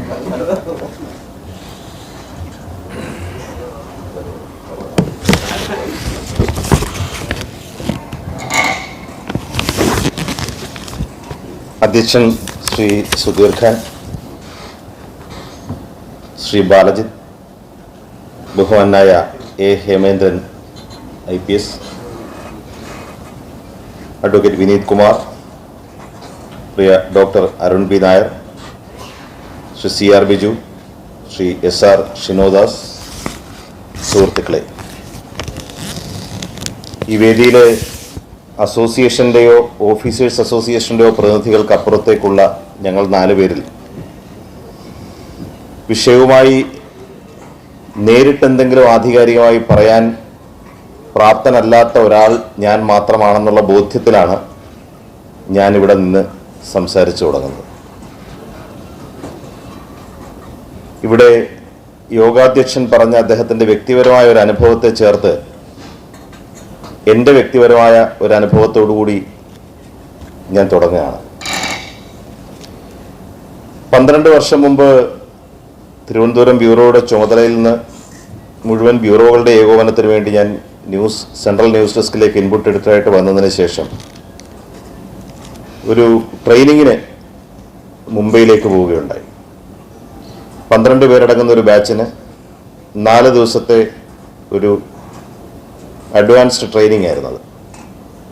10ഓളം എല്ലാ ദിവസവും 365 ദിവസവും 24/7 ഡെഡ് ലൈനിൽ മാത്രം ജീവിക്കുന്ന ഒരു മാധ്യമപ്രവർത്തകനിൽ നിന്ന് ന്യൂസ് മാനേജ്മെൻറ്റിന് അപ്പുറത്തേക്കുള്ള നമ്മുടെ അഡ്മിനിസ്ട്രേറ്റീവ് സ്കിൽസ് മുതൽ ഇത്തരം സാഹചര്യങ്ങളെ നമ്മൾ എങ്ങനെ അതിജീവിക്കണമെന്നതിന് നമ്മളെ പ്രാപ്തനാക്കുന്നത് വരെ അടങ്ങുന്ന ഒരു പരിശീലനത്തിൻ്റെ തുടക്കമായിരുന്നു അത്. പക്ഷെ അവിടുത്തെ പല പരിശീലന പദ്ധതികളും എന്നെ വല്ലാതെ ബോറടിപ്പിച്ചു എന്നുള്ളതാണ് സത്യം. കാരണം പല സ്ഥാപനങ്ങളുടെയും HR മേധാവികൾ, പല സ്ഥാപനങ്ങളുടെയും മാർക്കറ്റിംഗ് മേധാവികൾ, പല ബിസിനസ് സ്ഥാപനങ്ങളുടെയും മാനേജർ, ജനറൽ മാനേജർ തസ്തികയിലുള്ളവരൊക്കെയാണ്, മലയാളികളല്ലാത്തവരാണ് ആ ഗ്രൂപ്പിലുണ്ടായിരുന്നത്. അങ്ങനെ ഒരു ആധുനിക കാലത്തെ സ്വകാര്യ മാനേജ്മെൻറ്റ് സ്ഥാപനങ്ങളുടെ പ്രവർത്തന രീതിയിൽ നടക്കുന്ന പരിശീലനവും ഞാൻ ചെയ്യുന്ന തൊഴിലിൽ എനിക്ക് ആവശ്യമുണ്ടെന്ന് ഞാൻ കരുതുന്ന പരിശീലന പദ്ധതിയും തമ്മിൽ ഒരുപാട് മാറി നിന്നു. ആദ്യത്തെ ഒരു ദിവസം കഴിഞ്ഞപ്പോൾ മാനസികമായി വല്ലാത്ത ഒരു നിരാശ തോന്നി, ഞാൻ ഇതിൽ വരേണ്ടിയിരുന്ന ഒരാളാണോ എന്ന്. അപ്പോൾ നമ്മുടെ ട്രെയിനർ ടാറ്റ കൺസൾട്ടൻസിയിൽ ദീർഘകാലം ജോലി ചെയ്തിട്ടുള്ള ഒരു മൂർത്തി എന്ന് പറയുന്ന വളരെ വളരെ പ്രാവീണ്യമുള്ള ഒരു നല്ല ട്രെയിനറാണ്. അദ്ദേഹം പല ചോദ്യങ്ങളും ചോദിക്കുമ്പോൾ നമ്മുടെ മറുപടിയെല്ലാം വസ്തുതയിൽ, സത്യത്തിൽ, നമ്മുടെ ശരിയായ ബോധ്യത്തിൽ, ഇങ്ങനെയൊക്കെയുള്ള കുറേ പ്രിൻസിപ്പിൾഡ് ആയിട്ടുള്ള കാര്യങ്ങളിലാണ് നമ്മൾ പലപ്പോഴും പറയുന്നത്. അപ്പം അദ്ദേഹം തന്നെ സ്വയം ബോധ്യപ്പെട്ട് എന്നോട് പറഞ്ഞൊരു കാര്യമുണ്ട്, ചില ഏരിയകളിലെങ്കിലും നിങ്ങൾ യാഥാർത്ഥ്യ ബോധത്തിൽ നിന്ന് അകന്നു നിന്ന്, നമ്മൾ ചില കാര്യങ്ങൾ മുറുകെ പിടിക്കുകയാണ്, അതിനുവേണ്ടി നമ്മൾ വാദിക്കുന്നു എന്നുള്ളതാണ്. എനിക്കത് മനസ്സിലായി. വൈകുന്നേരം ഭക്ഷണത്തിന് ശേഷം അദ്ദേഹം എന്നെ പുറത്തേക്ക് കൊണ്ടുപോയി. അപ്പം ഞാൻ ചെയ്യുന്ന ജോലിയുടെ പ്രത്യേകതകൾ, അതായത് ഒരു വാർത്താ മാധ്യമത്തിൽ ഒരു പൂർണ്ണ സമയ ന്യൂസ് ചാനലിലെ ജോലിയുടെ യഥാർത്ഥ ചിത്രം ആ ട്രെയിനർക്കും കിട്ടുന്നത് ആ സമയത്ത് മാത്രമാണ്. പിന്നെ അദ്ദേഹം എനിക്ക് തന്നത് വ്യക്തിപരമായ ഉപദേശങ്ങളാണ്. അദ്ദേഹം പറഞ്ഞു, ഇപ്പോൾ ഞാൻ സംസാരിക്കുന്നത് നിങ്ങളുടെ ഒരു മുതിർന്ന സഹോദരനെ പോലെയാണ്. ശരിയാണ്, നമുക്ക് തൊഴിൽപരമായ പരിമിതികളും ആവശ്യങ്ങളും ഒക്കെ ധാരാളം ഉണ്ടാകും. അദ്ദേഹം ഒറ്റ വാചകം പറഞ്ഞ ആ സംഭാഷണം അവസാനിപ്പിച്ചു. നോക്കൂ, നിങ്ങൾക്ക് 2 കുട്ടികളുണ്ട്. അന്ന് എൻ്റെ ഇളയമോൾ വളരെ കൊച്ചു കുഞ്ഞാണ്, 5 വയസ്സ് 6 വയസ്സ്. അപ്പോൾ ഒരു സുപ്രഭാതത്തിൽ അവരുടെ ജീവിതത്തിൽ നിന്ന് നിങ്ങൾ ഇല്ലാതാകുന്ന അവസ്ഥ ആലോചിച്ച് നോക്കുക. അവർക്ക് സ്വന്തം പിതാവിനെ കുറിച്ച് മനസ്സിൽ അവശേഷിക്കുന്ന അവസാനത്തെ ഓർമ്മകൾ എന്താകും? വളരെ വൈകി തൊഴിൽ ഭാരവുമായി വീട്ടിലേക്ക് കയറി വന്ന് എന്തെങ്കിലും ചെറിയ ആവശ്യങ്ങൾ കുസൃതിയോടെ ചോദിക്കുമ്പോൾ അവരുടെ നേർക്ക് ദേഷ്യപ്പെടുന്ന, എപ്പോഴും സ്നേഹം ഉള്ളിലൊതുക്കുകയും പ്രകടിപ്പിക്കുകയും ചെയ്യാതിരുന്ന ഒരച്ഛനെയാണോ? അതോ എല്ലാ തിരക്കിലും കുറഞ്ഞത് 1-2 മണിക്കൂർ അവർക്ക് വേണ്ടി ജീവിക്കുന്ന ഒരച്ഛനെയാണോ അവരെ ഓർക്കേണ്ടത് എന്ന് 12 വർഷത്തിനിപ്പുറവും ഞാൻ എപ്പോഴും ചിന്തിക്കുന്ന ഒരു കാര്യമാണ്. പരമാവധി അതിനോട് ഏത് തിരക്കിലും നീതി പുലർത്താൻ ശ്രമിക്കുന്ന ഒരാളെന്നുള്ള നിലയ്ക്ക് നിങ്ങളുടെ പ്രതിനിധിയായി അധ്യക്ഷൻ ഇവിടെ പറഞ്ഞ കാര്യം വളരെ വൈകാരികമായി ഉള്ളിൽ തട്ടിയതുകൊണ്ടാണ് ഞാൻ ഈ അനുഭവം പറഞ്ഞത്. ഞാൻ ഒരു മാധ്യമപ്രവർത്തകൻ എന്നുള്ള നിലയ്ക്കും അതിലുപരി ഒരു പൗരൻ എന്നുള്ള നിലയ്ക്കും പോലീസിനെ അടുത്ത് നിന്ന് കാണുമ്പോഴുള്ള എൻ്റെ അനുഭവങ്ങളും എൻ്റെ ആകുലതകളും എൻ്റെ ആഗ്രഹങ്ങളുമാണ് പറയാൻ ശ്രമിക്കുന്നത്. അതിൽ കുറവുകളുണ്ടാകാം, ചിലപ്പോൾ അത് വിമർശനമായി തോന്നാം, ചിലപ്പോൾ അത് അറിവില്ലായ്മയായിട്ട് നിങ്ങൾക്ക് തോന്നാം. പക്ഷേ എൻ്റെ അഭിപ്രായങ്ങൾ ഞാൻ ഇവിടെ തുറന്നു പങ്കുവെക്കാമെന്ന് വിചാരിക്കുകയാണ്. നാം ജീവിക്കുന്നത് ഒരു ജനാധിപത്യ രാജ്യത്താണ്. ശ്രീ ഹേമേന്ദ്രൻ സൂചിപ്പിച്ചതുപോലെ നമുക്കെല്ലാവർക്കും തുല്യ അവകാശം നൽകുന്നത് രാജ്യത്തെ ഭരണഘടനയാണ്. ആ ഭരണഘടനയ്ക്ക് കീഴിൽ നിങ്ങളും ഞാനും ഒക്കെ സമന്മാരാണ്. ആ ഭരണഘടന ഒരു പൗരന് കടമകളും അവകാശങ്ങളും ഒരേ സമയം ഉറപ്പുവരുത്തുന്നു. ആ പൗരന്റെ കടമകൾ ഒരാൾ നിറവേറ്റുന്നു എന്നുറപ്പാക്കുകയും ആ പൗരന്റെ അവകാശം ഒരു കാരണവശാലും ലംഘിക്കപ്പെടുന്നില്ല, മൗലികാവകാശങ്ങൾ ലംഘിക്കപ്പെടുന്നില്ല, അവകാശങ്ങൾ ലംഘിക്കപ്പെടുന്നില്ല എന്നുറപ്പാക്കാനുമുള്ള പ്രഥമമായ ബാധ്യത ഉള്ള ഏറ്റവും നിർണായകമായ ഒരു വിഭാഗമാണ് പോലീസ്. ആ ബോധ്യം ഈ സേനയ്ക്ക് മാത്രം ഉണ്ടാവേണ്ടതല്ല.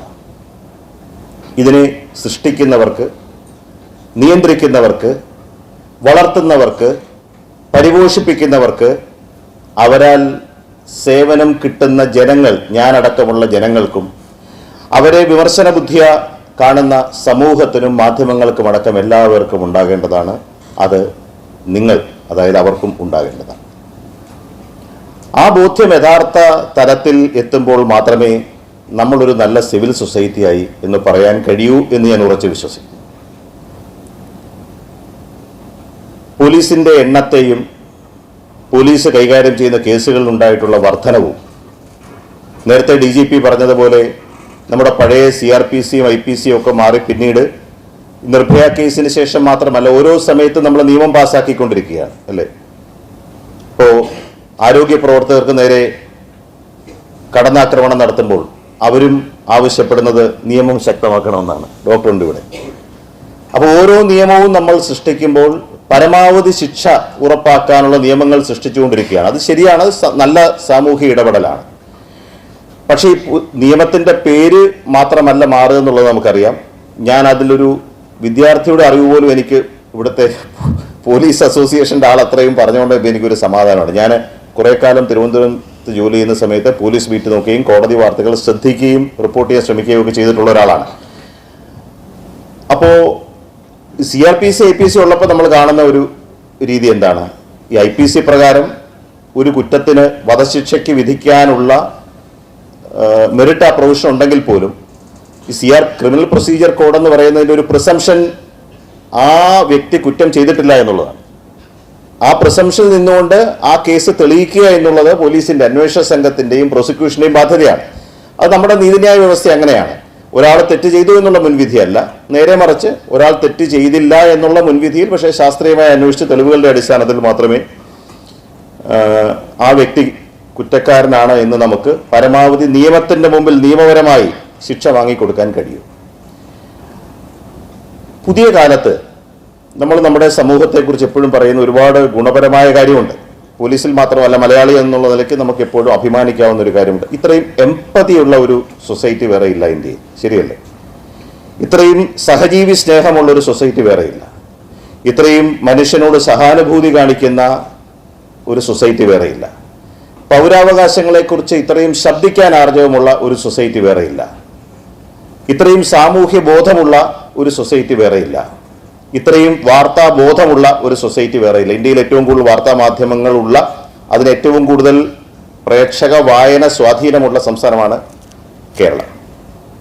നമ്മുടെ തൊട്ടടുത്ത സംസ്ഥാനത്തെ ന്യൂസ് പേപ്പറിൻ്റെയും ചാനലിൻ്റെയും എല്ലാം കൂടി പെനിട്രേഷൻ നോക്കിക്കഴിഞ്ഞാലും അതിൻ്റെ എത്രയോ ജനസംഖ്യയിൽ താഴെ നിൽക്കുന്ന കേരളത്തിൻ്റെ ഇതിൻ്റെ പകുതിയിൽ താഴെ മാത്രമേ വരികയുള്ളൂ. അങ്ങനെയൊക്കെയുള്ള സൊസൈറ്റി ആകുമ്പോൾ തന്നെ പോലീസിൻ്റെ ഉത്തരവാദിത്വവും അവിടെ കൂടുകയാണ്. അല്ലെങ്കിൽ കൂടുതൽ കടമ, ഉത്തരവാദിത്ത ബോധം, ഉത്തരവാദിത്ത ഭാരം പോലീസിലേക്ക് എത്തുകയാണ്. രണ്ട് തരത്തിലാണ്. ഒന്ന്, ഈ പൗരബോധവും പ്രതികരണശേഷിയും ഒക്കെ ഉള്ളൊരു സമൂഹമായതുകൊണ്ട് തന്നെ നിയമത്തിന് മുമ്പിൽ ശരിയല്ല എന്ന് തോന്നുന്ന എല്ലാ കാര്യങ്ങളും നീതി നിഷേധമായി കാണുകയും അതിൽ സ്വയം നീതി ലഭിക്കാനോ അല്ലെങ്കിൽ മറ്റൊരാൾക്ക് നീതി ഉറപ്പാക്കാനോ നമ്മൾ നിയമത്തിൻ്റെ വഴി തേടുന്നു, ശരിയല്ലേ? മറ്റു പല സംസ്ഥാനങ്ങളുമായി താരതമ്യം ചെയ്യുമ്പോൾ ഏറ്റവും കൂടുതൽ ക്രൈം റിപ്പോർട്ട് ചെയ്യപ്പെടുന്ന ഒരു സംസ്ഥാനമാണ് കേരളം എന്നുള്ള കാര്യത്തിൽ തർക്കമില്ല. രണ്ട്, ഞാൻ നേരത്തെ പറഞ്ഞതുപോലെ ഒരു ക്രിമിനൽ കേസ് രജിസ്റ്റർ ചെയ്ത് കഴിഞ്ഞാൽ ആ കേസിന്റെ വിചാരണ പൂർത്തിയായി ഒരു കുറ്റവാളിയാണ് അല്ലെങ്കിൽ നിരപരാധിയാണ് എന്ന് ഒരാളുടെ കാര്യത്തിൽ ഒരു വിധി കൽപ്പിക്കുന്നത് വരെയുള്ള കാലതാമസം പുതിയ കാലത്ത് എത്ര കണ്ട് നമുക്ക് ക്ഷമയോടെ കാത്തിരിക്കാൻ കഴിയുന്നുണ്ട്. അപ്പോൾ അതിൻ്റെ ഭാഗമായി രണ്ട് തരത്തിലുള്ള അപകടങ്ങൾ ഈ വാർത്ത കൈകാര്യം ചെയ്യുന്ന ആളെന്നുള്ള നിലയ്ക്ക് പലപ്പോഴും കണ്ടിട്ടുണ്ട്. ഒന്ന്, അന്വേഷണ സംഘത്തിലും അന്വേഷണ ഉദ്യോഗസ്ഥരിലും പ്രോസിക്യൂഷനിലും ഉണ്ടാകാവുന്ന അമിതമായ ഭാരം, സമ്മർദ്ദം. അത് കാലവിളംബം, നീതി വൈകൽ, നീതി നിഷേധമാണ് എന്നുള്ള തത്വം നിലനിൽക്കുമ്പോൾ തന്നെ അതുണ്ടാക്കാവുന്ന സമ്മർദ്ദം. അപ്പോൾ ലഭിക്കാവുന്ന പരമാവധി ശിക്ഷ എന്ന് പറയുന്നത് കുറേ കാലം പ്രതിയായി വിചാരണ നേരിട്ട് സമൂഹത്തിൻ്റെ മുമ്പിൽ കിട്ടുന്ന ഒരു പ്രതിയെന്നുള്ള മുദ്രയ്ക്കപ്പുറം ഒന്നും ഉണ്ടാവില്ല എന്ന് വിശ്വസിക്കുന്നവരാണ് നമ്മുടെ ഇടയിൽ ഒരു വലിയ ശതമാനം ആളുകൾ. അതുകൊണ്ട് തന്നെ അത് കൂടുതൽ ആഘോഷിക്കപ്പെടുന്നുമുണ്ട്. അത് കേവലം മാധ്യമങ്ങളുടെ ചുവരുകൾക്കുള്ളിൽ മാത്രമല്ല. മറ്റൊന്ന്, ഇനി നിയമത്തിൻ്റെ വഴിയെ പോവുകയാണെങ്കിൽ നീതി ഉറപ്പാക്കാൻ ഒന്നുകിൽ വൈകും, അല്ലെങ്കിൽ സാധ്യമല്ല എന്ന് കരുതുന്നവർ ഒന്നുകിൽ അത് സ്വയം നടപ്പാക്കാൻ ശ്രമിക്കുക, അല്ലെങ്കിൽ നിയമവിരുദ്ധമായ പ്രവൃത്തിയിലൂടെ അവർ കരുതുന്ന, അവർക്ക് എളുപ്പമുള്ള നീതിയെന്ന് കരുതുന്ന നിയമവിരുദ്ധ പ്രവർത്തനത്തിലേക്ക് പോവുക. ഇത് രണ്ടും കൂടി വരികയാണ് കേരളത്തിൽ. നമ്മൾ നല്ലൊരു സിവിൽ സൊസൈറ്റി ആണെന്ന് ഒരേ സമയം നമ്മൾ വെടിപ്പോടെ പറയുമ്പോൾ തന്നെ പലപ്പോഴും നമ്മൾ പറയാറുണ്ട്, സത്യം ചെരുപ്പിടുമ്പോഴേക്കും കള്ളം 3 വട്ടം പ്രദക്ഷിണം വെച്ച് വരും എന്ന് പറയുന്നത് പോലെയാണ് പോലീസിലേക്ക് വരുന്ന പരാതികളും പല കേസുകളുടെയും മെറിറ്റ് നമ്മൾ സൂക്ഷ്മമായി പരിശോധിക്കുമ്പോൾ കാണുന്നത് ഈ ഒരു അവസ്ഥ പല മേഖലയിലുമുണ്ട്. ഞാൻ പറഞ്ഞത്, നിയമമാണ് ആയുധമെന്ന് DGP പറഞ്ഞ വളരെ ശരിയാണ്. പക്ഷേ ആ ആയുധം പരിശീലനം സിദ്ധിച്ച ഒരാൾക്ക് നേരാമണ്ണം പ്രയോഗിക്കാൻ കഴിയുന്നുണ്ടോ? അതിനുള്ള അവസരമുണ്ടോ? അവകാശമുണ്ടോ?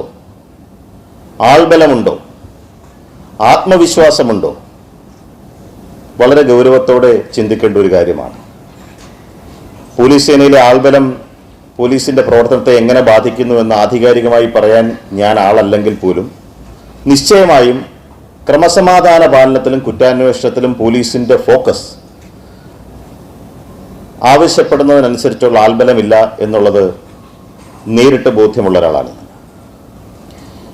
26 വർഷം മുമ്പ് ഒരു മാധ്യമപ്രവർത്തകനായി ഈ തിരുവനന്തപുരം നഗരത്തിൽ എത്തുന്ന കാലം മുതൽ ഞാൻ ഏറ്റവും കൂടുതൽ നേരിട്ട് ബന്ധപ്പെട്ടിട്ടുള്ളത്, കഴിഞ്ഞൊരു 10 വർഷമായിട്ട് ഞാൻ ഈ ദൈനംദിന റിപ്പോർട്ടിങ്ങിൽ നിന്ന് മാറി നിൽക്കുന്നത് കൊണ്ട് വളരെ അപൂർവമായിട്ടുള്ള വ്യക്തിപരമായി ബന്ധമുള്ളവരുമായിട്ട് മാത്രമേ അത്രയും അടുപ്പം സൂക്ഷിക്കാറുള്ളൂ.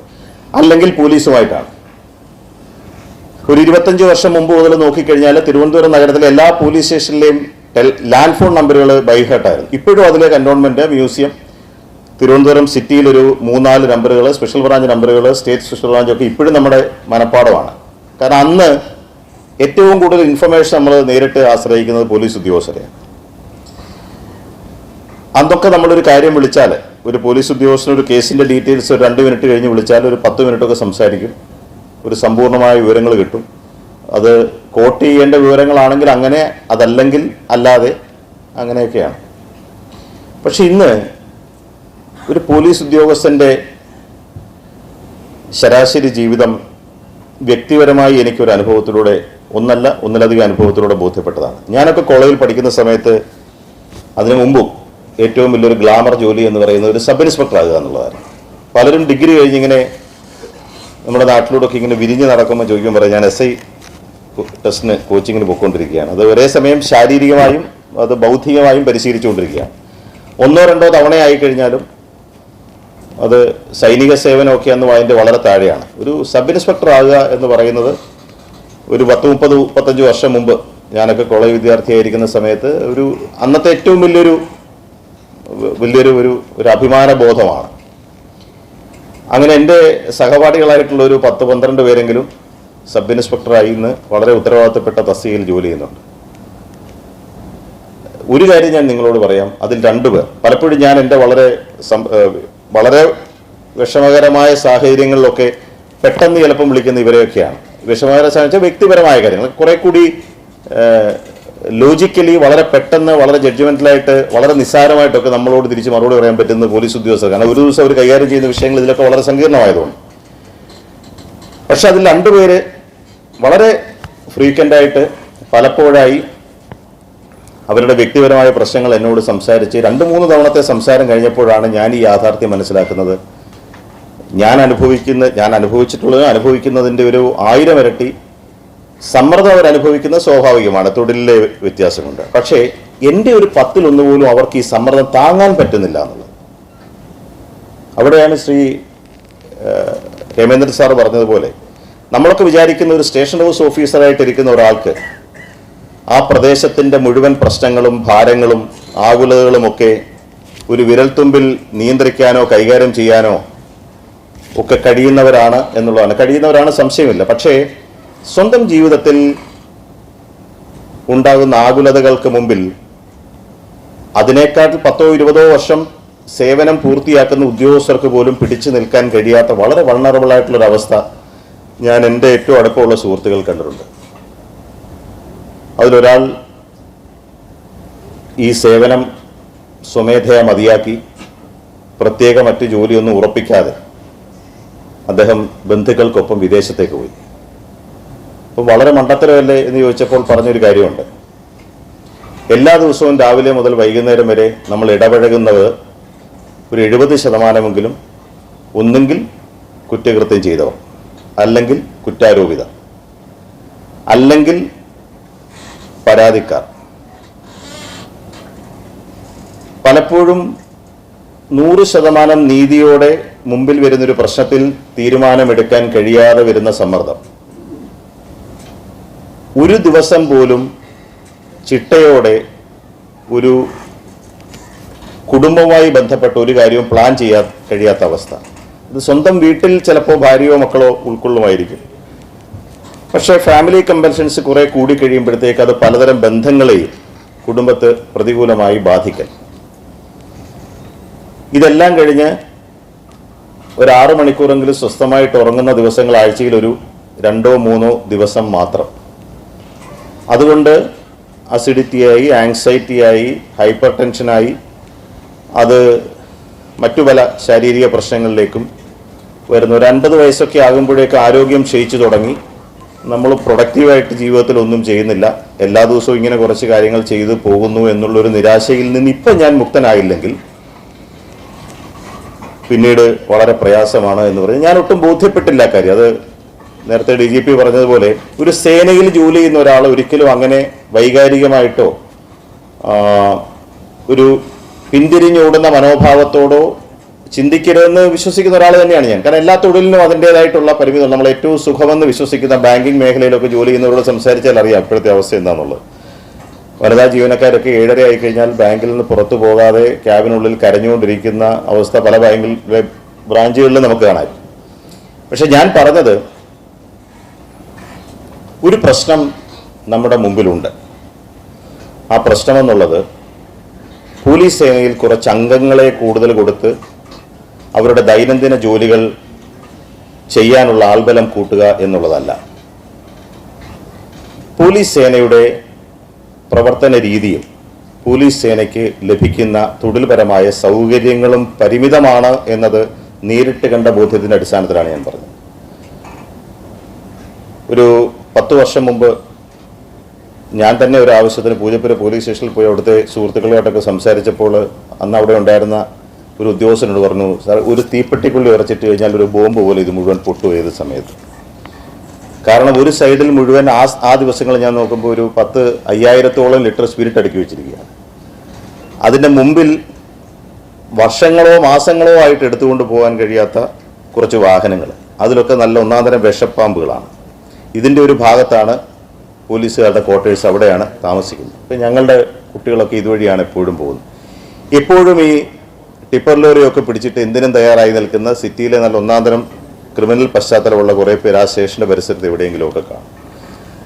ഇത് കഴിഞ്ഞാൽ ഒരു പോലീസ് സ്റ്റേഷൻ എന്ന് പറയുമ്പോൾ എന്നെപ്പോലെ ഒരു സാധാരണ മനുഷ്യൻ്റെ മനസ്സിൽ വരുന്ന ഒരു ചിത്രം ഈ എപ്പോഴും വയർലെസ് ഇങ്ങനെ മൂളിക്കൊണ്ടിരിക്കുന്ന, ഏത് സമയവും ഒരു എമർജൻസി സിറ്റുവേഷൻ നിൽക്കുന്ന, കുറേയധികം പേപ്പറുകൾ ഒരു പിന്നിലോ അല്ലെങ്കിൽ ഒരു ആണിയിലോ എപ്പോഴും കെട്ടിയിരിക്കുന്ന, കുറേ പേപ്പർ കെട്ടുകൾക്ക് കഴുത്തൊടിഞ്ഞിരിക്കുന്ന, ഇതൊക്കെ എഴുതി പിടിപ്പിക്കുന്ന കുറച്ച് പോലീസുകാരും ഒക്കെയുള്ള ഒരു സ്ഥലമാണ് പണ്ട് മുതൽ നമ്മൾ കാണുന്നത്. അതിൽ നിന്ന് നമ്മൾ മാറിയിട്ടുണ്ടോ എനിക്ക് സംശയമാണ്. ഞാൻ ഈ അടുത്ത സമയത്ത് 1-2 പോലീസ് സ്റ്റേഷനിൽ 1-2 ആവശ്യങ്ങളുമായി ബന്ധപ്പെട്ട് പോയപ്പോഴും അതിലൊരാൾ എനിക്കൊരു കസേര എടുത്ത് തരാം, ഞാൻ പറഞ്ഞു വേണ്ട എന്ന് പറഞ്ഞപ്പോൾ ഒരു പ്ലാസ്റ്റിക് കസേര എടുത്ത് എനിക്ക് ഇട്ട് തന്നപ്പോൾ ആ കസേര ഒരു ഭിത്തിയോട് ചാരി ഇരുന്നാൽ മാത്രമേ നമുക്ക് ഇരിക്കാൻ കഴിയൂ. അതിന് ഒരു കാര്യമില്ല. അപ്പോൾ എന്നിട്ട് സാറേ അതിന് ഞാനവിടെ ചെന്ന് നിൽക്കുന്ന ഞാൻ പറഞ്ഞില്ല സാരമില്ല എന്ന് പറഞ്ഞു. ഞാൻ കുറേ സമയം അവിടെ നിൽക്കുമ്പോൾ ഒരു ഉദ്യോഗസ്ഥൻ കൈകാര്യം ചെയ്യുന്ന കടലാസുകളുടെയും ഒക്കെയാണ്. അതിൽ ഓരോ കടലാസും നമ്മുടെ മുഖ്യമന്ത്രി പറഞ്ഞ പോലെ ഒരാളുടെ ജീവിതം മാത്രമല്ല, ഒരു വള്ളിപുള്ളി മാറിക്കഴിഞ്ഞാൽ വേണേൽ അകത്ത് പോകാവുന്ന കേസാണ്. വെറുതെ ഒന്ന് ആലോചിച്ച് നോക്കണം. അപ്പോൾ നമുക്ക് ഇപ്പം നമുക്ക് സിറ്റിസൺ കോപ്പി FIR കിട്ടുന്നു, നമുക്ക് ഓൺലൈനായി ആപ്പുണ്ട്, സേവനങ്ങൾ ചെയ്യാം, അതൊക്കെ ശരിയാണ്. പക്ഷേ അതൊക്കെ വരുമ്പോൾ പോലും പശ്ചാത്തല സൗകര്യത്തിൻ്റെ വർക്കിംഗ് എൻവയൺമെൻറ്റ് എന്ന് പറയുന്നത് വളരെ പ്രധാനപ്പെട്ട ഒരു കാര്യമാണ്. വർക്ക് ലൈഫ് ബാലൻസ് നിങ്ങൾ കീപ്പ് ചെയ്യുന്നത്, നമ്മൾ തൊഴിൽ ചെയ്യുന്ന ഒരു അന്തരീക്ഷവും തൊഴിൽ ചെയ്യുന്ന ഇടവും വളരെ പ്രധാനപ്പെട്ടതാണ്. അത് മാറാത്തതാണോ മാറ്റാത്തതാണോ സത്യത്തിൽ എനിക്ക് അറിഞ്ഞുകൂടാ. കാരണം ഒരു സ്റ്റേഷൻ ഹൗസ് ഓഫീസർ എന്ന് പറഞ്ഞാൽ ഞാൻ വിശ്വസിക്കുന്ന ഒരു DGPക്ക് നിയമത്തിൻ്റെ പരിധിയിലുള്ള അധികാര അവകാശങ്ങളെക്കാട്ടിലും കൂടുതൽ ഒരു സ്റ്റേഷൻ ഹൗസ് ഓഫീസർക്ക് ഉണ്ടെന്നാണ്, അല്ലെങ്കിൽ അദ്ദേഹത്തിന് തിരുത്താം.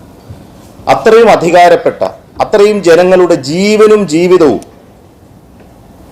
കയ്യിൽ സൂക്ഷിക്കുന്ന ഒരു സ്റ്റേഷൻ ഹൗസ് ഓഫീസർക്ക് ഒരു പോലീസ് സ്റ്റേഷനും ഒന്ന് പരസ്പരം കൈമുട്ടാതെ ഒരു അക്ഷരം എഴുതാനോ ഒന്ന് ഒപ്പിടാനോ കഴിയുന്ന ഒരു ഫിസിക്കൽ അറ്റ്മോസ്ഫിയർ നൽകാൻ കഴിയാത്തത്ര ദാരിദ്ര്യം പിടിച്ചൊരവസ്ഥയാണോ നമ്മുടെ സംസ്ഥാനം? ഇന്നത്തെ കഥ മാത്രമല്ല ഞാൻ ചോദിക്കുന്നത്.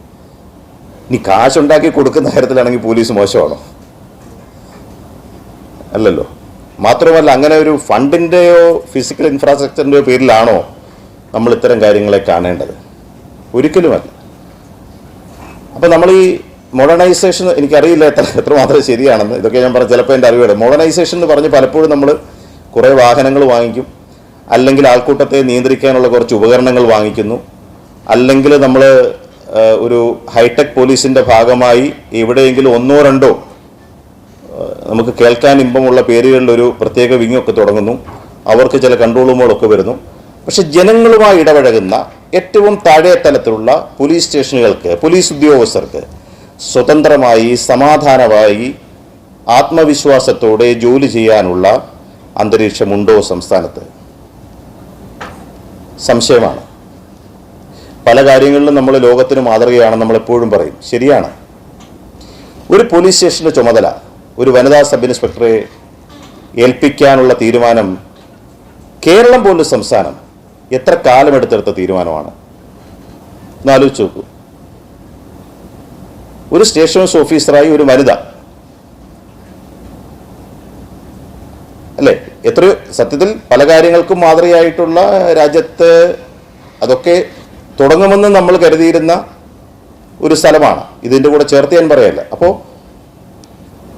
എന്നെപ്പോലൊരു സാധാരണ മനുഷ്യൻ എപ്പോഴും തോന്നിയിട്ടുള്ളത്, ഞാൻ ഈ തിരുവനന്തപുരം സിറ്റിയിൽ വന്നു കഴിഞ്ഞാൽ 97 മുതൽ നോക്കിയാൽ ഈ ജോലി തുടങ്ങിയ 98 അവസാനം മുതൽ നോക്കിക്കഴിഞ്ഞാൽ അന്നും ഇന്നും പല പോലീസ് സ്റ്റേഷൻ്റെയും പരിസരം ഇടിച്ചു തകർന്ന, ആരും എടുത്തുകൊണ്ട് പോകാനില്ലാത്ത കുറേ വാഹനങ്ങൾ കൂട്ടി അതിനകത്തേക്ക് കയറിക്കഴിഞ്ഞാൽ അവിടുത്തെ പോലീസ് സേനയിലുള്ള ആൾക്കാർക്ക് ഒന്ന് ഇരുന്ന് ജോലി ചെയ്യാൻ സൗകര്യമില്ലാത്ത അന്തരീക്ഷമാണ്. അതാണ് എല്ലാ പ്രശ്നവും എന്നല്ല ഞാൻ പറയുന്നത്. പക്ഷേ ഈ നമ്മൾ ജോലി ചെയ്യുന്ന അന്തരീക്ഷം വളരെ പ്രധാനപ്പെട്ടതാണ്. അത് നമ്മുടെ പെരുമാറ്റത്തെ സ്വാധീനിക്കും, നമ്മുടെ മാനസികാവസ്ഥയെ സ്വാധീനിക്കാം. അതൊക്കെ ഡോക്ടറാണ് ആധികാരികമായിട്ട് പറയേണ്ടത്. നമ്മുടെ റിഫ്ലക്സ് ബാധിക്കാം, നമ്മുടെ സമാധാനത്തെ ബാധിക്കാം. ഇതൊക്കെ വളരെ പ്രധാനപ്പെട്ട കാര്യമാണ്. അപ്പോൾ എനിക്ക് പോലീസ് അസോസിയേഷനോട് പറയാനുള്ളത്, എനിക്ക് തോന്നുന്നു എൻ്റെ അറിവിൽ ആദ്യമായിട്ടാണ് ഇത്രയും ഗുരുതരമായ ഒരു അവസ്ഥയാണെന്ന് ബോധ്യപ്പെട്ടുകൊണ്ട് 14 ജില്ലകളിലും പോലീസ് സേനയുടെ സേവനവേതന വ്യവസ്ഥകൾക്കോ അല്ലെങ്കിൽ പാരിറ്റി ഇഷ്യൂസിന് വേണ്ടിയൊന്നുമല്ല, പോലീസ് സേനയിൽ പ്രവർത്തിക്കുന്ന ആൾക്കാർക്ക് ജീവൻ സംരക്ഷിച്ച് മുന്നോട്ട് പോകണമെങ്കിൽ ഈ നിലയിൽ പോകാൻ കഴിയില്ല എന്നൊരു ശക്തമായ സന്ദേശം കൊടുക്കാൻ അസോസിയേഷൻ തയ്യാറായിട്ടുള്ളത്. അത് ഞാൻ അസോസിയേഷനെ അഭിനന്ദിക്കുകയാണ്. കാരണം ആ ഉറച്ച ശബ്ദത്തിൽ ആ നിലപാടെടുക്കുകയും അതിനുവേണ്ടിയുള്ള പരിഹാര മാർഗങ്ങളിലേക്ക് പോവുകയും ചെയ്യണം. കേരളത്തിൽ മാത്രമേ ഉള്ളൂ യൂണിഫോം ഇട്ടവർക്ക് ഇങ്ങനെ ഒരു സംഘടനാ സ്വാതന്ത്ര്യമെന്നും അത് പോലീസ് സേനയിലെ രാഷ്ട്രീയ അതിപ്രസരം കൂട്ടുന്നുവെന്ന് ഒരു ഭാഗത്ത് വിമർശനമുണ്ട്. ഞാനതിനെ വിഴുങ്ങാനോ ഛർദ്ദിക്കാനോ തയ്യാറാകുന്നില്ല, അതവിടെ നിൽക്കട്ടെ. പക്ഷേ അതിനെന്തെങ്കിലും ഒരു ഗുണവശമുണ്ടെങ്കിൽ നിശ്ചയമായിട്ടും അധികാരത്തിൽ ഇരിക്കുന്നവരെ കൊണ്ട് ഈ പോലീസ് സേനയിലുള്ളവർക്ക് ഞാൻ ആവർത്തിക്കുന്നു, ആത്മവിശ്വാസത്തോടെ അവരുടെ അവകാശങ്ങൾ സംരക്ഷിച്ച് ജനങ്ങൾക്ക് ജീവന് സ്വത്തിന് സംരക്ഷണം നൽകാൻ കഴിയുന്ന തരത്തിലുള്ളൊരു അന്തരീക്ഷം ഉണ്ടാക്കി കൊടുക്കണം. മാത്രവുമല്ല, എല്ലാ പരിഷ്കൃത സമൂഹത്തിലും നോക്കിക്കഴിഞ്ഞാൽ അവരാദ്യത്തെ പരിഗണന കൊടുക്കുന്നത് പോലീസിങ്ങിനാണ്. രാജ്യത്തിന് പുറത്തുമുള്ള പോലീസിങ്ങിൻ്റെ പ്രത്യേകതകളെക്കുറിച്ചൊക്കെ ശ്രീ ഹേമേന്ദ്രൻ സാറിനോട് പലപ്പോഴും സ്വകാര്യമായി സംസാരിക്കുമ്പോൾ അദ്ദേഹം പറയാറുണ്ട്. ഒരു കാര്യം കൂടി പറഞ്ഞ് ഞാൻ അവസാനിപ്പിക്കാം. എന്തുകൊണ്ടാണ് ഉള്ള പോലീസുകാർക്കെങ്കിലും അവരുടെ നിയമവായുധമാക്കി ജനങ്ങൾക്ക് വേണ്ടി ജോലി ചെയ്യാൻ കഴിയാത്തതിന് കാരണമെന്നുള്ളത് നിങ്ങൾക്ക് തന്നെ അറിയാം. ഞാൻ വിശദീകരിക്കുന്നില്ല. ഈ അടുത്ത സമയത്ത് ഞങ്ങളുടെ അമേരിക്കൻ പ്രതിനിധി ഡോക്ടർ കൃഷ്ണകിഷോർ ഇവിടെ വന്നിരുന്നു.